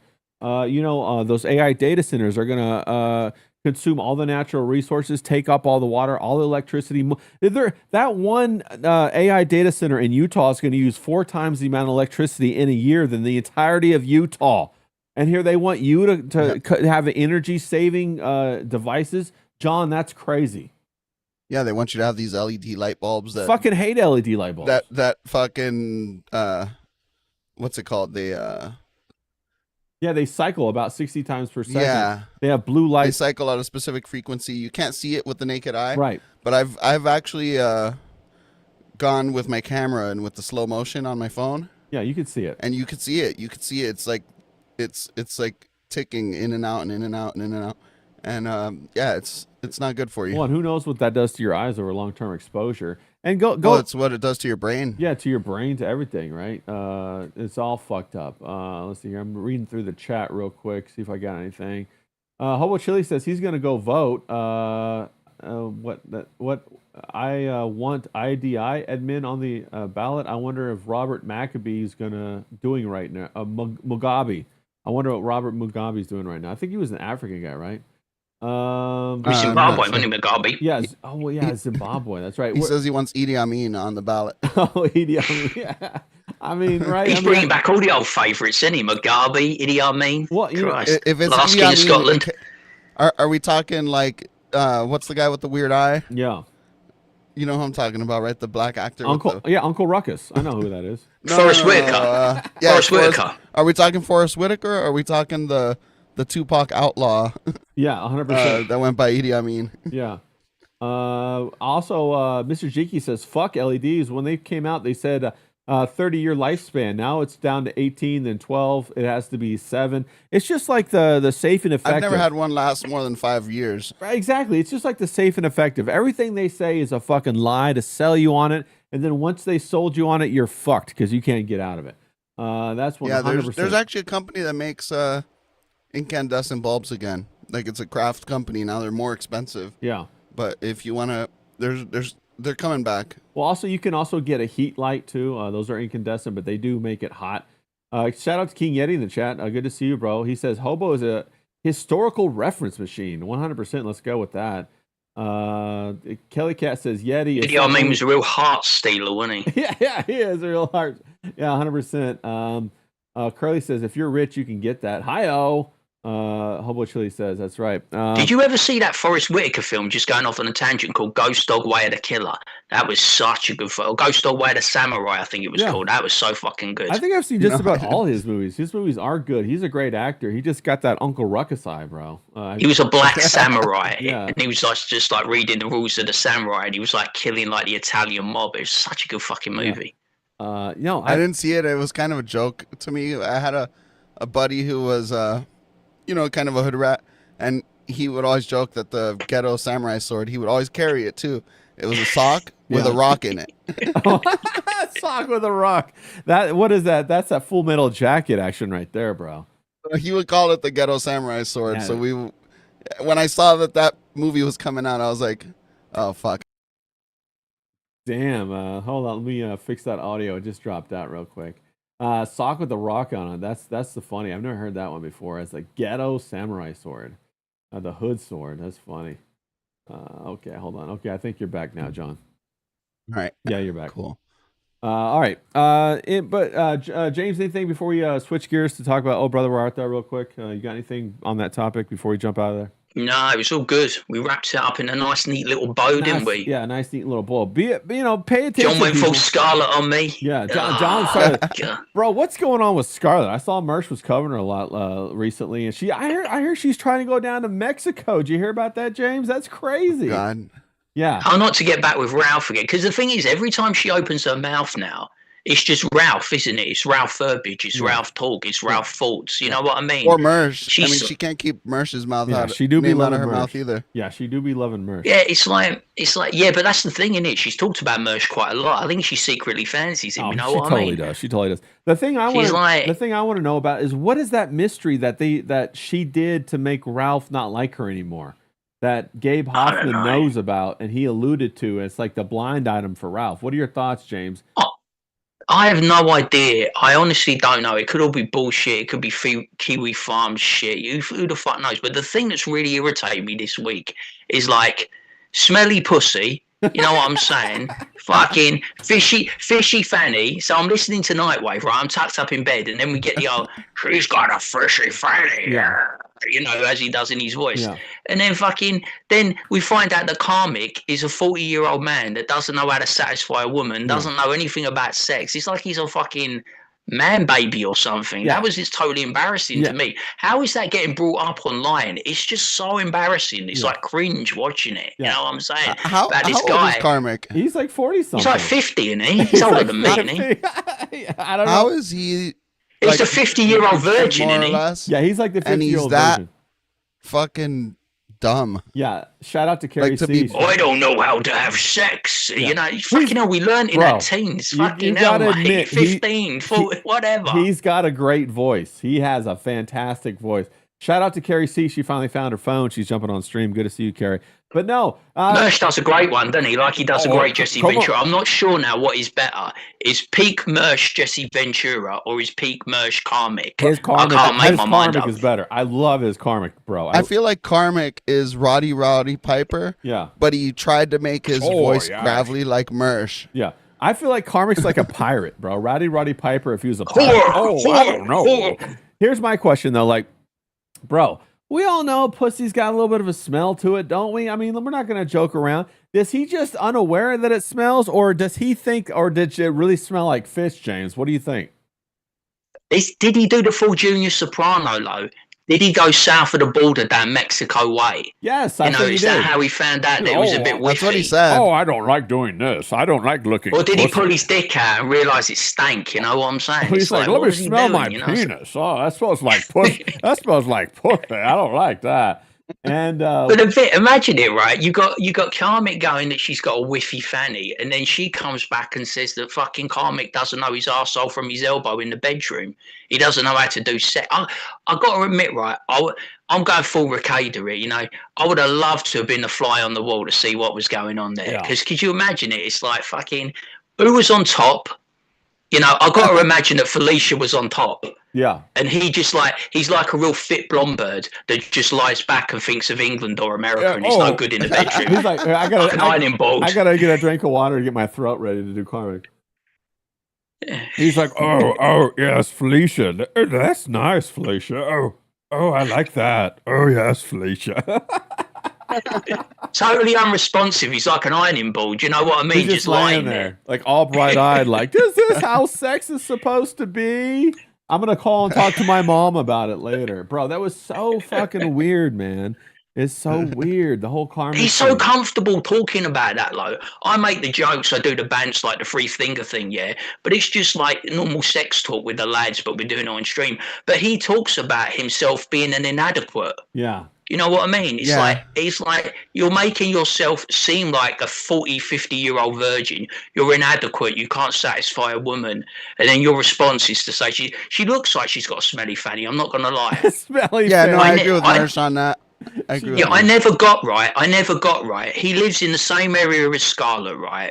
Scarlett wanted to fuck him. He could have just drove, I don't know how many miles it was to Scarlett's house and give her a quick pump. He should And have. it would have been fine. Yeah, he should have. And yet he ends up with this old he goes back to this old granny Felicia, who has systematically humiliated him. Humiliated. That is there now forever. Forever. No woman's going to go near this guy. Yeah. He's like, the worst case scenario is shit in bed. Yeah. But it sounds to me like he's either asexual or a homosexual. One or the other. Well, I think, what if he's really religious? You know what I'm saying? He's just uncomfortable about the whole I don't sex. the think way he he is. speaks, you think He he's would not be religious. He's speaking like, the way he "Whore does." of Babylon. Horror. I know, Just but give me some sliz. oh, bro, he has got so many great lines, bro. He's got banger after banger. That's why my fucking voice doesn't get used on Nightwave no more. I am grieving to death. The only person that's used my voice on Nightwave in about the last 2 weeks is who is it? Is it Kelly Cat? I used it once. think Kelly Cat. Kelly Kelly Cat Cat and did it John. once, I I saw Miami think. John So do it's it too. only John and Kelly Cat. Yeah. It's all fucking karmic. It's all Scarlett. It's all Ralph. It's all Brennan. Yeah, yeah. You know what I mean? I'm getting drowned out by these fuckers. You know what I'm saying? We got Hobo Chili in the chat. He says, Uncle June, I thought you were a baklava man. Yeah, that was from The Sopranos. I love that. King Yeti says her clam chowder probably smells like a junkie's track wound. Oh, bro. Probably smells like athlete's feet, bro. How old do you reckon she is, Felicia? Do you think she's in her 50s? No, bro. I think like I don't know. It's hard to tell with like 40. truly white people 43. that live in the cold weather. Yeah. Because they age like fast. Different. They age different, yeah. When I heard someone say she was the comedian, I was like, Jesus, I've never heard her tell a joke. She's just a miserable cunt. Yeah. Hobo Chili has a good question. Is it New England or Manhattan clam chowder? Or is that only during certain times of the month? Oh, bro, I did not need to know that. That's terrible. That was great. Hillbilly Harry says Scarlett definitely intimidated him. Completely agree. She was like, "Oh yes, come on over. I'll put 3 fingers up your ass." She's, "Oh, I don't know about that. I don't think so. Not me. I digress. I don't think so. You're a whore. You're a whore. Not Sliz. No, thank you, ma'am. I digress." But the one thing I didn't like about Karmic, and it's all jokes aside, right? He was a bit lemon and a bit cheeky with Mersh's missus, wasn't he? And then acting like he didn't say the shit he said. You know what I mean? He acts like he's this fucking do-gooder, Mr. Religious, calling everyone horror Babylon. Then he got fucking a bit fresh, didn't he? He got a bit cheeky. He got a bit liberal with like talking about Mersh's missus. I don't talk about other people's birds like that. Did. Then he goes, "Oh no, I didn't say it. Where's the?" Because you deleted your fucking streams, mate, didn't you? You wiped them all. Gone. That's so cringe. I'm gonna kiss Ice Dancer on the ear, bro. That's so weird too. Why on the ear, man? That's so weird. Why would you even say that? Everyone's just found out that you don't know your arsehole from your elbow in the bedroom. How do you think you're going to get near? You're going to get near Mersh's missus. You know what I mean? And you're going to get close enough to nibble her ear. Yeah. You know what? That was hilarious. Yeah, that was funny. He needs a good summer of like strip clubs, you know, strippers. He needs to like have a good fucking just like pay for it all summer, get all the experience he can get. Then maybe he could go out. He needs a white boy summer. Yeah, he needs a white boy summer, bro. A cool Vito summer. That's what he needs, bro. He reminds me of that geezer in Road Trip. You know, the really skinny one, the actor that shags that really big blackbird. And he goes, "I got the knickers." Then he goes, "I got the knickers." And he goes, "What did you fuck, a cheetah or a coot? Or was it? I can't remember what he says. Yeah, there's something very innocent about Karmic. That he's like, you know, a very innocent person. That he's not very well heeled, as they say, or world traveled. He's not very experienced in much of anything, it seems. I could pack a couple Even of this turkeys. online stuff, because he makes himself look like such a fool. Yeah. I mean, if Well, I he's thought great at he it, was though. capable of being self-aware, I would say it's his gimmick. Yeah. But I don't think he's self-aware. Well, he needs to keep doing this, though, and he needs to also keep doing the videos with the big tit women and the rooster playing the guitar, bro. He just needs to turn that shit up to an 11. You know, I think Felicia like made him not do it, and so that it really hurt his career and his whole clout chasing opportunity. What do you think, James? I can't imagine a woman talking to me in that manner and me taking it very well. Like, I don't smoke, but if a woman said to me that I can't go down the pub and have a few pints with the lads, I can't go to the football, you know what I mean? Yeah. I can't go and grab a fucking meat pie or whatever, or do whatever I want to do, you know what I mean? Yeah. It's like this idea that I would like, because it's not even like, you know, you're not talking about grade A here. You're not talking about a proper rocket. You're talking about a bird that would probably struggle. Why is she with? She's a granny. Look, she's a granny, bro. she's with Karmic, right? Because she can't do any better. Yeah. She can't get a better looking bloke, right? And yet she's setting out all these boundaries and issues or something. Yeah. You know what I mean? You can't do drugs. You can't smoke. You can't have a drink. Yeah. What is he? Charlie Church or something? Fucking, he's got to be allowed to. Imagine saying to Johnny, can't smoke. Yeah. You know what I mean? It fucking John would fuck her right off, wouldn't he? No, you're 100% right. Michael Howard in the chat, he says he needs one too because last summer he was robbed big time. Last summer was fucking horrible. People were having fun while him and the fam was going through some shit. Fucking sucked. 2025 was horrible. Well, Michael, I hope this summer you have a hot Michael summer. I hope you get out there and fucking go to the strip club or whatever the fuck you do. Smash it to pieces. Smash some women. Like, get out to the beach, pick up the birds. That's right. Have a great. Let's everybody. Just don't pick Felicia up off the floor. Just leave her in the curb, mate. Well, you know, find yourself a better one. We all know this. The moment you start to sacrifice your own integrity to please another person, especially a woman, bro, it's over with.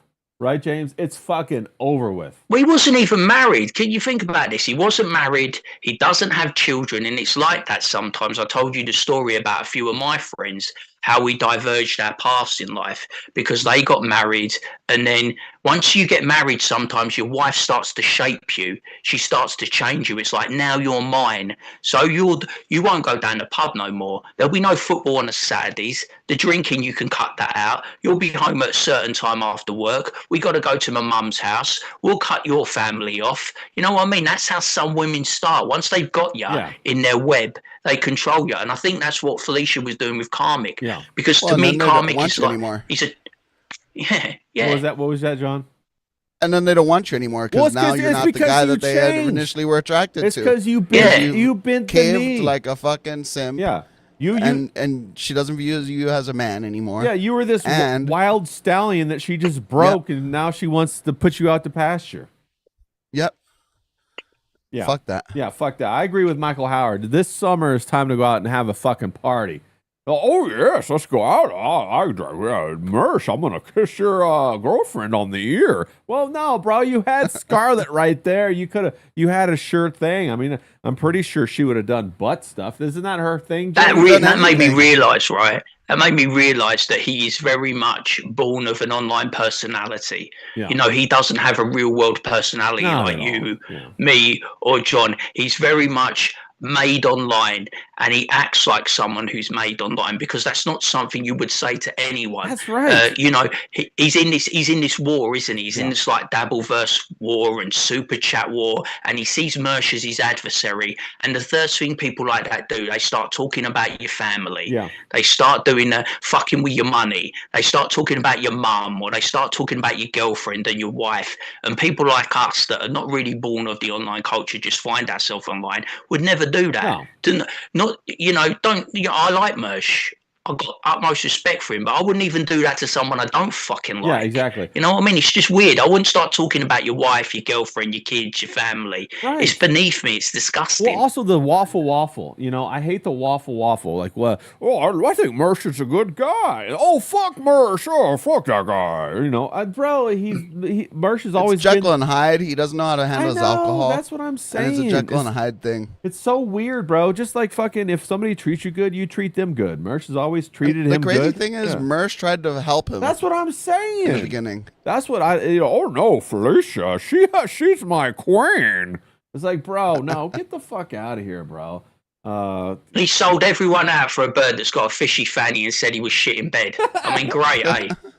Bro, I can't help but laugh every time James says fishy fanny, bro. That shit got me dying over here. But it's mental, innit? You know, you don't sell out your pals, you don't sell out your mates, you don't sell out your muckers for a woman. You know what I mean? Yeah. You don't do that. She said he only does sideways sex. Sideways sex is the best.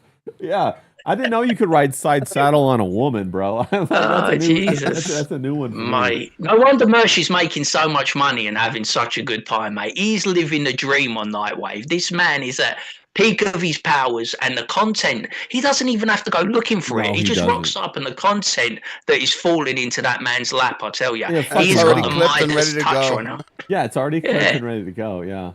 Bro, that's crazy. It's the truth though, man. He needs to Karma could be like a real strong online presence if he fucking pulled his head out of his ass and just charge forward. But he's gonna have to grow up to do that. Hopefully he doesn't have to go back to stuff. I imagine him to be like an 80s rock and roll DJ. That would be the persona I would have gone with Karmic. I would have he's got his faux leather jacket, he's got his silly haircut, he's wearing the shades.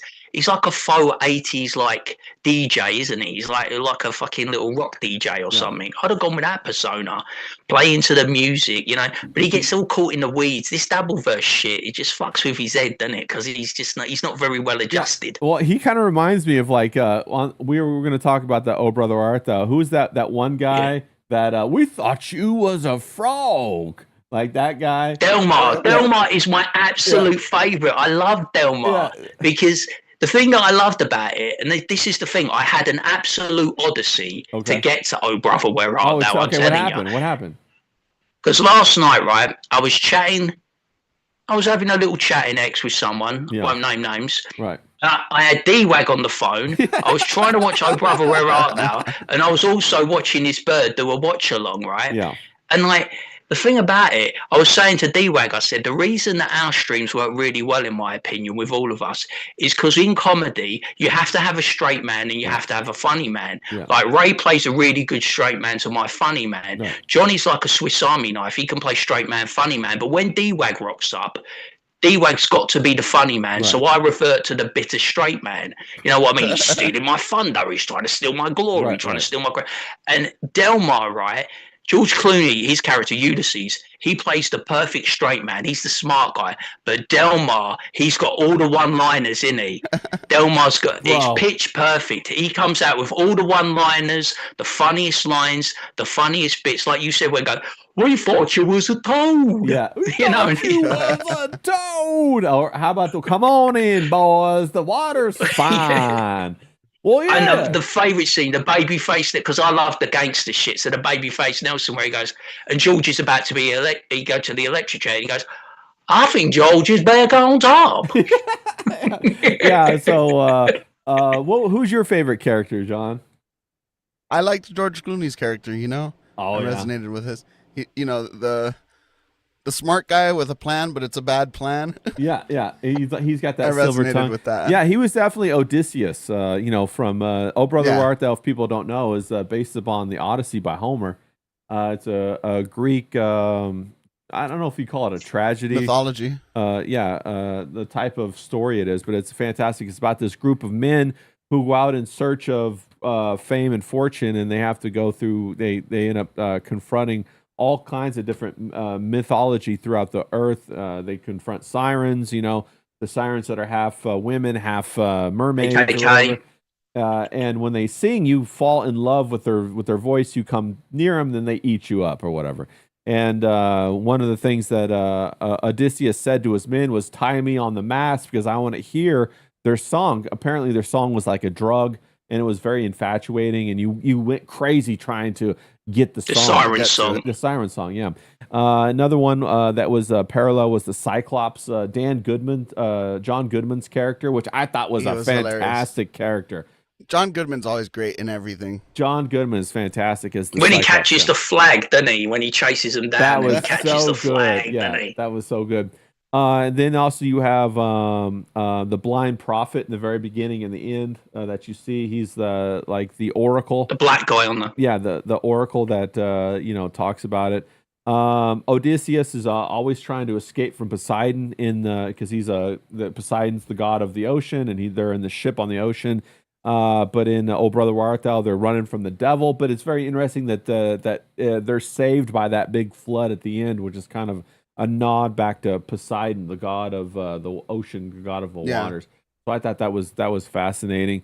And Ulysses, who isn't religious, is desperately praying, isn't he? You know what I mean? He's desperately praying, isn't he? Yeah, Get me yeah. back to my family and all that. That's the first time that he, admits or prays to God, yields to God as soon as he can't get out with his mind, and then God saves him. And then he says, "No, it wasn't God; it was something else."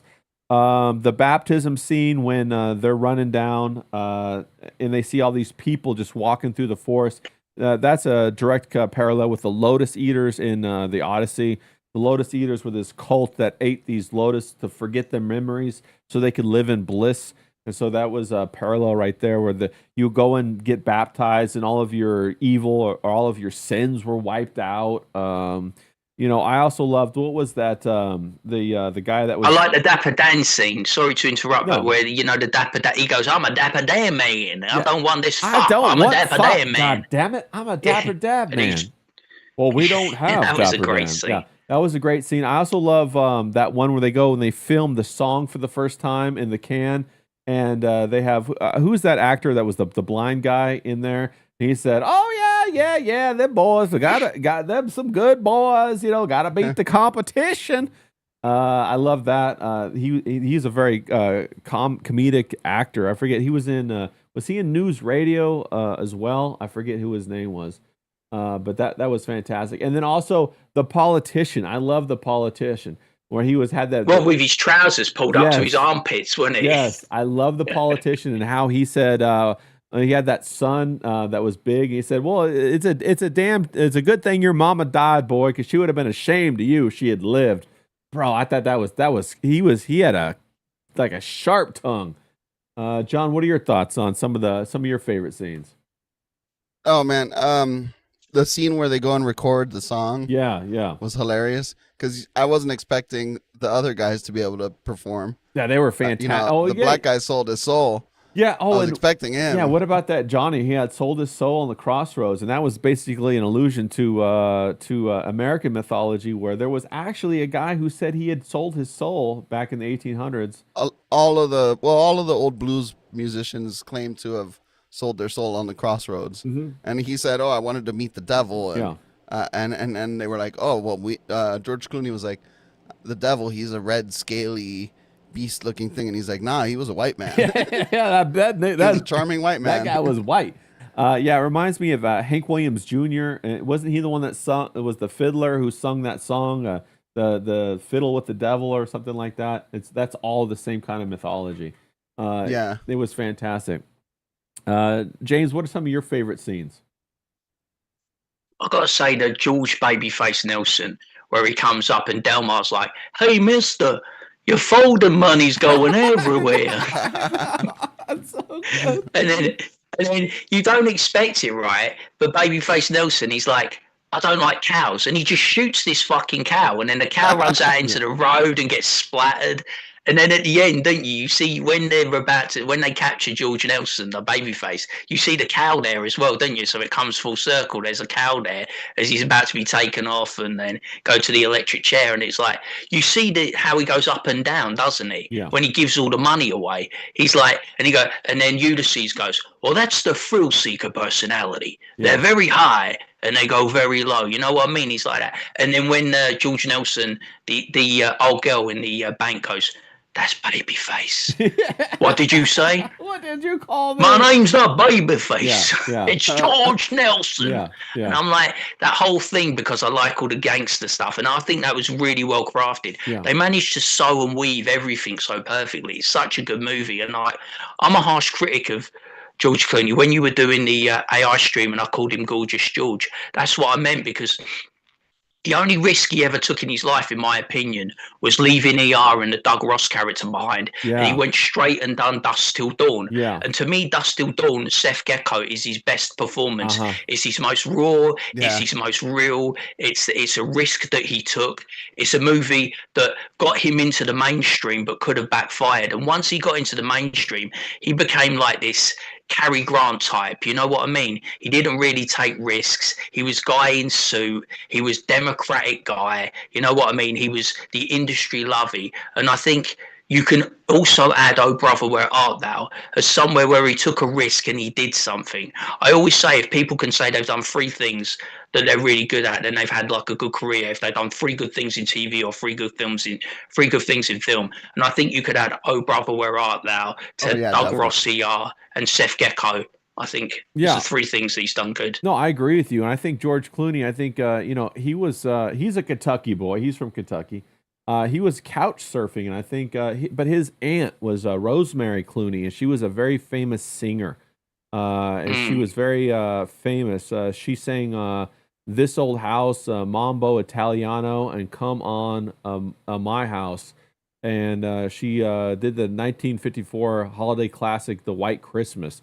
So she was extremely famous. And so I think George Clooney, didn't he get his break on like Three's Company or something like that? Do you remember when I first saw him, right? Sorry to interrupt, but the first time I saw George Clooney, right, I was watching TV with my mum and dad, and it was on an episode of Murder, She Wrote.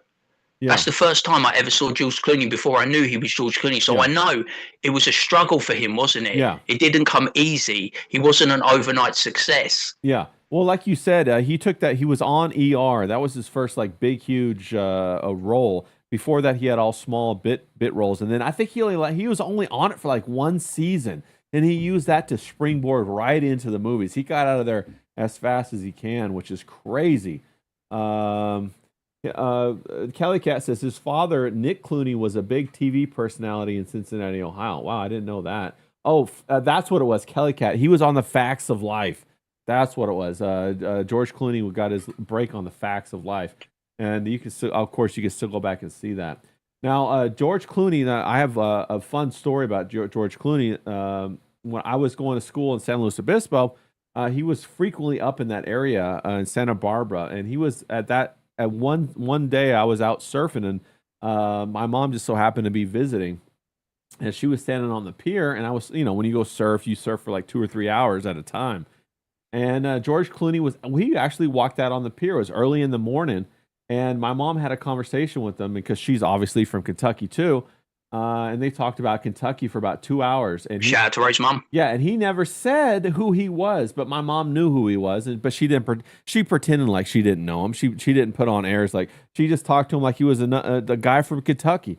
And they talked about all kinds of places in Kentucky and the restaurants they go to and Churchill Downs and different things like that. And they talked for 2 hours. She said he was really, really nice. And then he said, "I'll see you later." And then they left. So that was pretty interesting. That's my only George Clooney. Isn't the bourbon big in Kentucky? In Kentucky, bourbon a big thing? It's a huge thing. Kentucky bourbon is a huge thing. So I thought that was interesting. But no, it was a fantastic movie. Oh Brother Where Art Thou? I thought he played it. I think that was his best role. I think that his best role was Oh Brother Where Art Thou? It's a good mix of his comedy and his like kind of stage presence. I loved it when he came out and he sang the song the second time when he was wearing that beard, and he was shocked by the reaction that he got from the audience. I thought that was really well done. I loved it. And they did the suitors thing, didn't they, as well? You know, he was like, there was another suitor for his wife, the whole Penelope thing. That's right. Then, because obviously in the book, Odysseus comes back with his son Telemachus, and they have to use the bow to kill all the suitors. And then then he goes to his father, and they have to go after the families because they've killed all the kids, haven't they, the suitors? So that was kind of good. And the ring thing that came in the fucking, it was the wrong. That's not my ring. That's not. I we counted can't to get 3. married. That's not my ring. I counted to 3, Everett. I counted to 3. I was like, damn, bro, she is a hard woman to please, bro. But no, there's so many good characters in that movie. The whole world just felt like so full. And it made you want to go back and experience the South in that way. You know, I know that I've never been to the rural of Mississippi. I have been to Mississippi before. I played baseball down there, but I've never been to that rural area of Mississippi. I'd love to go just to visit it, to see what it's like, and maybe I could, get that experience and a little bit of a siren down there, get turned into a toad or something like that. But imagine comparing like what's coming. Times. What was that, James? I just say, imagine comparing what's coming down the pipe. You know, you've got a work of art like Oh Brother Where Art Thou, and then you've got the Matt Damon Christopher Nolan Odyssey, haven't you? It's like, Yeah, that's going to be a fucking hell. nightmare. We'll talk about that in a second. John, you said you've driven through Mississippi a whole bunch of times. Yeah, How's I've that like? driven through Mississippi. I don't know. I just get to the next place. Yeah. That's a point So of you don't interest. stop. Yeah, you don't stop. Yeah, No. Mississippi has never been high on the list for tourism, 100%.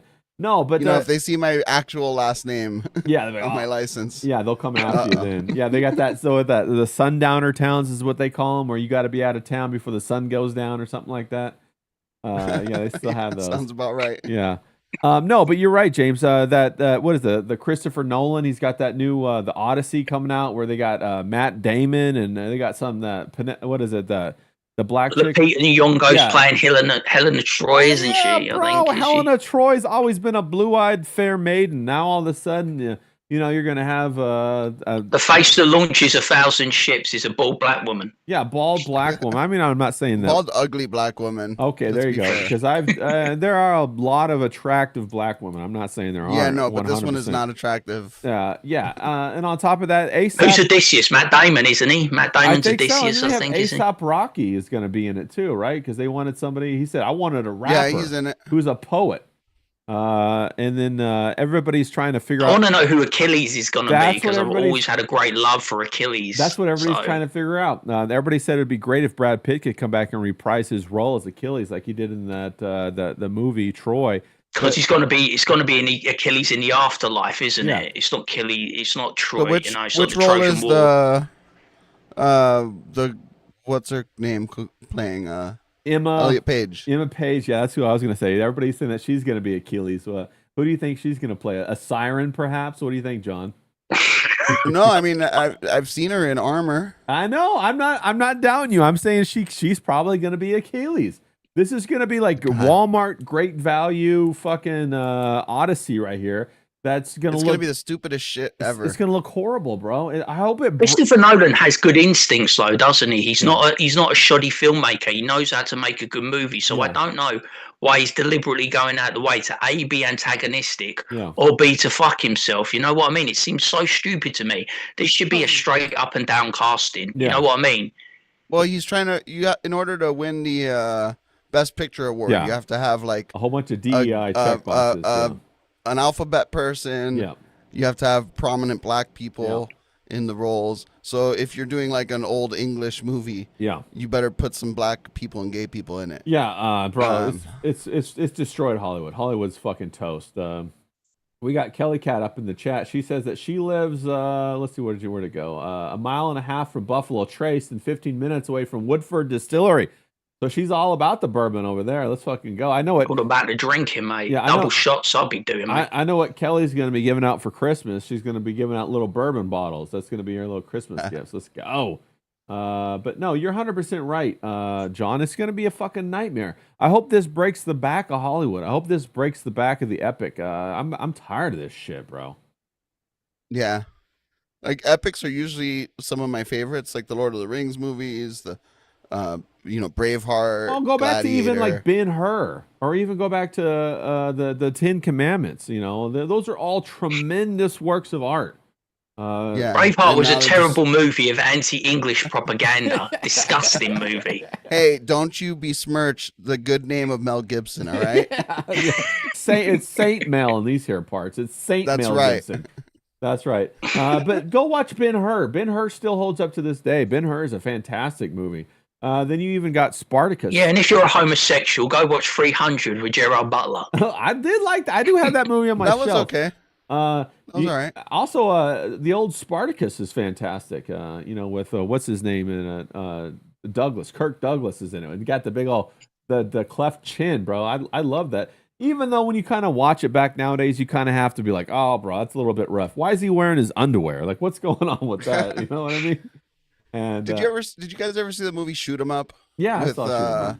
the guy who played King Arthur in that one movie. What's his name? That's Bugs Bunny. It's a Bugs Bunny movie, basically, isn't it? Where he's always chewing the carrot, isn't he? Yeah, Clive and Owen. it's like the first time I saw it, because the previews didn't portray that this was going to be like a silly, like, okay, this is not in the real world kind of movie. Yeah. You know what I mean? So the first time I saw it, I was really mad at it. Yeah. And then my cousin was like, no, hold on. You got to get stoned and watch this again. So I smoked a joint with him. We watched it, and it was like the funniest movie ever. I know, once you but realize like, you're not bro, supposed to take it seriously. I bet you that this new Helen of Troy, whatever movie it's called, if you get stoned and watch it, I bet it'll be the funniest movie ever. Yeah, I agree with that. I just don't like the movies you have to like get on a substance to watch because I never know which substance to get on. I'm like, well, what is this? You have to be drunk to do this one, high to do this one. You got to be on. What do you got to be on to watch this one, man? Yeah. We got King Yeti says everything in Braveheart was completely historically accurate. Oh, he's calling you out, James. How about that? Let's fucking I don't know. I just think it was just a load of rubbish, anti-English propaganda. And he's not even Scottish, Mel Gibson. He's Australian. What's he doing? Yeah.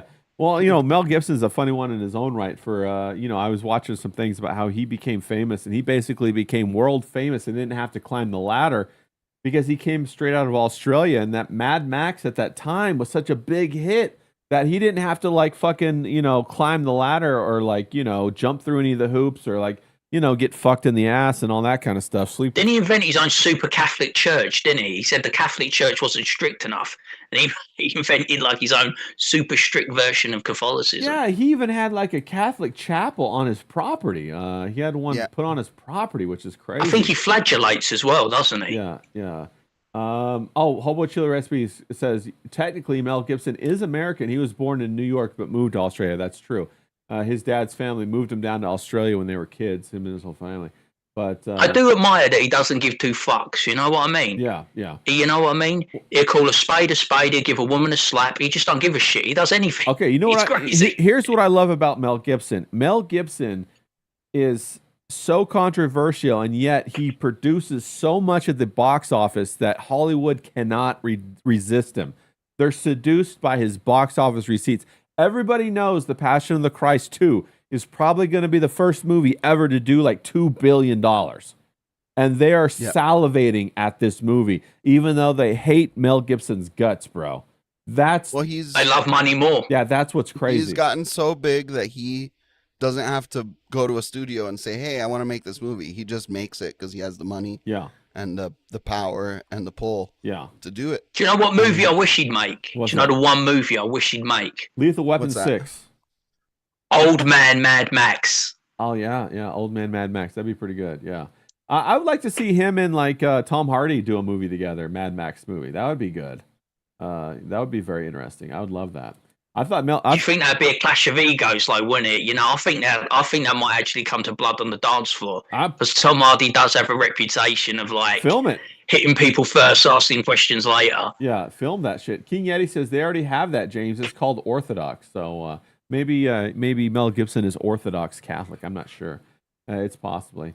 But we're gonna wrap it up. We went a little bit late today, guys. I don't know. My mum's pretty Catholic, and she doesn't do half of the crazy shit Mel Gibson does. I fucking love Mel Gibson, bro. As soon as I've got nothing against him. I love Mel Gibson and Lethal Weapon 1 and 2. After that, they commercialized him too much. Lethal Weapon 1 was perfect Mel Gibson, bro. He had his fucking hair going crazy. What was the one with Patsy Kensit? Anything with Patsy Kensit, and I'm sold. Yeah. I don't remember that one. I don't know what that one is. Maybe I think she played his girlfriend that got killed. Remember, he was living in the trailer, and the trailer got bombed or something. Yeah, he got shot up. No, but, that was Patsy Kensit. But she didn't get killed though. Yeah, she was hot though. I remember commenting on that. I'd be like, yeah, I'd have that bitch in my trailer for sure, bro.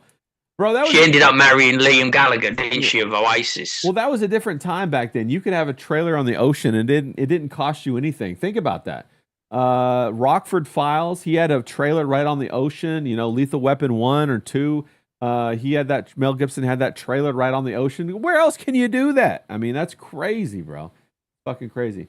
But Kill Bill, he had a trailer, didn't he? You know what I mean? Yeah, but that was in the desert, bro. That went on the ocean, 100%. That Hanzo, was it Hattori sword? That's fantastic. Tory Hanzo, that's what it is. Drinking his alcohol out of a jar, like someone else I know. Yeah, that's right. That's right, baby. That's right. Liam's going to get you for that. That's racism. Yeah, well, he's in quicksand right now, so I think we'll be good on that one. But no, we'll pick out a different movie. We'll watch another movie here pretty soon. I love the movie talk. I love all that kind of stuff with the good movies, not the bad movies. Fuck the bad movies. Yeah. Or hell, maybe we'll all go out watch this Odyssey, and we'll hate watch it. Look, I've got them all. Look how well read I am. There's a Greek myths book there. Yeah, I'm going to start doing book reviews. Oh, that sounds good. You let me know. I'll read some books. I'll get them on Audible. James, I thought you don't know how to read. I know, that's the rumor. Yeah, yeah. D-Way keeps spreading these rumors. That James Graben did not know how to read. I believe James, James knows how to read. That's the King's English. He knows how to read that shit. Exactly. I'm no Delmar. That's right, not Bill Maher. I'm no Delmar. Delmar, we thought you was a toad.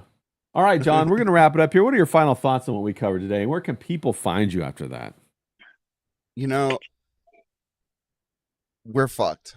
We lost the one good guy we had in politics. We're fucked. So it was nice knowing you all. You can catch me here every week. We're back tomorrow, aren't we, for AI talk? Yeah, we might be a little bit later. Tomorrow I'll have to scheduling wise, but yeah, we're gonna have a conversation tomorrow. Yeah, so you'll catch me here tomorrow, every Wednesday on Bruvs Unite, on X, Third Rail Podcast with the 3RD, and then everywhere else it's Third Rail Politics, all spelled out, nice and easy. Yeah, 100%, buddy. Yeah, find me. Yeah, find John, Miami John. He's got the good cocaine. I always want to find him at the party. James, what are your final thoughts? Did we cover everything today? Did we get it all out? Is there more that we should talk about? What do you got? I just want to say, pour one out for Thomas Massey and his young hot wife. Yeah. And think about his old dead wife. That's a banger, 100%. Who looks just like his young wife. Yeah, yeah. Very strange. We all know Thomas Massey is going to run for president in 2028. Everybody knows that. Better. Right? Yeah, that's what this is all about, people. 100%. Galvanize. But yeah, great stream, great bands. Good to see John as always. Yeah. And I will be tuning into that AI stream so an illiterate person like me can learn a thing or two about a thing or two. That's right. Now, everybody go follow James Domenico Graben on X and James Domenico Graben 81 on YouTube. He's going to be doing Instagram. And on Instagram. He's going to be doing some videos this weekend about what's the fair that's going to happen in the countryside. So that'll be a lot of fun. I'd like to see that pig roast. I want to see if the pigs wear lipstick over there in England or if it's a proper pig roast. We got to see how that is. And everybody in the chat, let me just shout out everybody. Got Hobo Chili Recipe. He says, goodbye, soldier. Kelly Cat says, let's hope. Kerry C says, how is it 8 already? Well, Kelly, must have been all that. I'll check your DMs, Kerry. I'll put those recipes you wanted in your DMs. Yeah, Kerry, must be that cocaine you're doing. You must have the good stuff. Let's fucking go. Hobo Chili says, the Mad Max might be my favorite series of movies, especially Thunderdome. Tina Turner as a bad guy and Angry Anderson, but he's just a raggedy man. Yeah, Thunderdome is fantastic. Who else we got? She Sells Show Cow. She said that would be a great Mad Max movie. Agree. King Yeti, shout out to you. Hobo Chili. Just scrolling up. Professor Grass. King Yeti. I might repeat a couple names. I'm just scrolling up trying to catch everybody, people.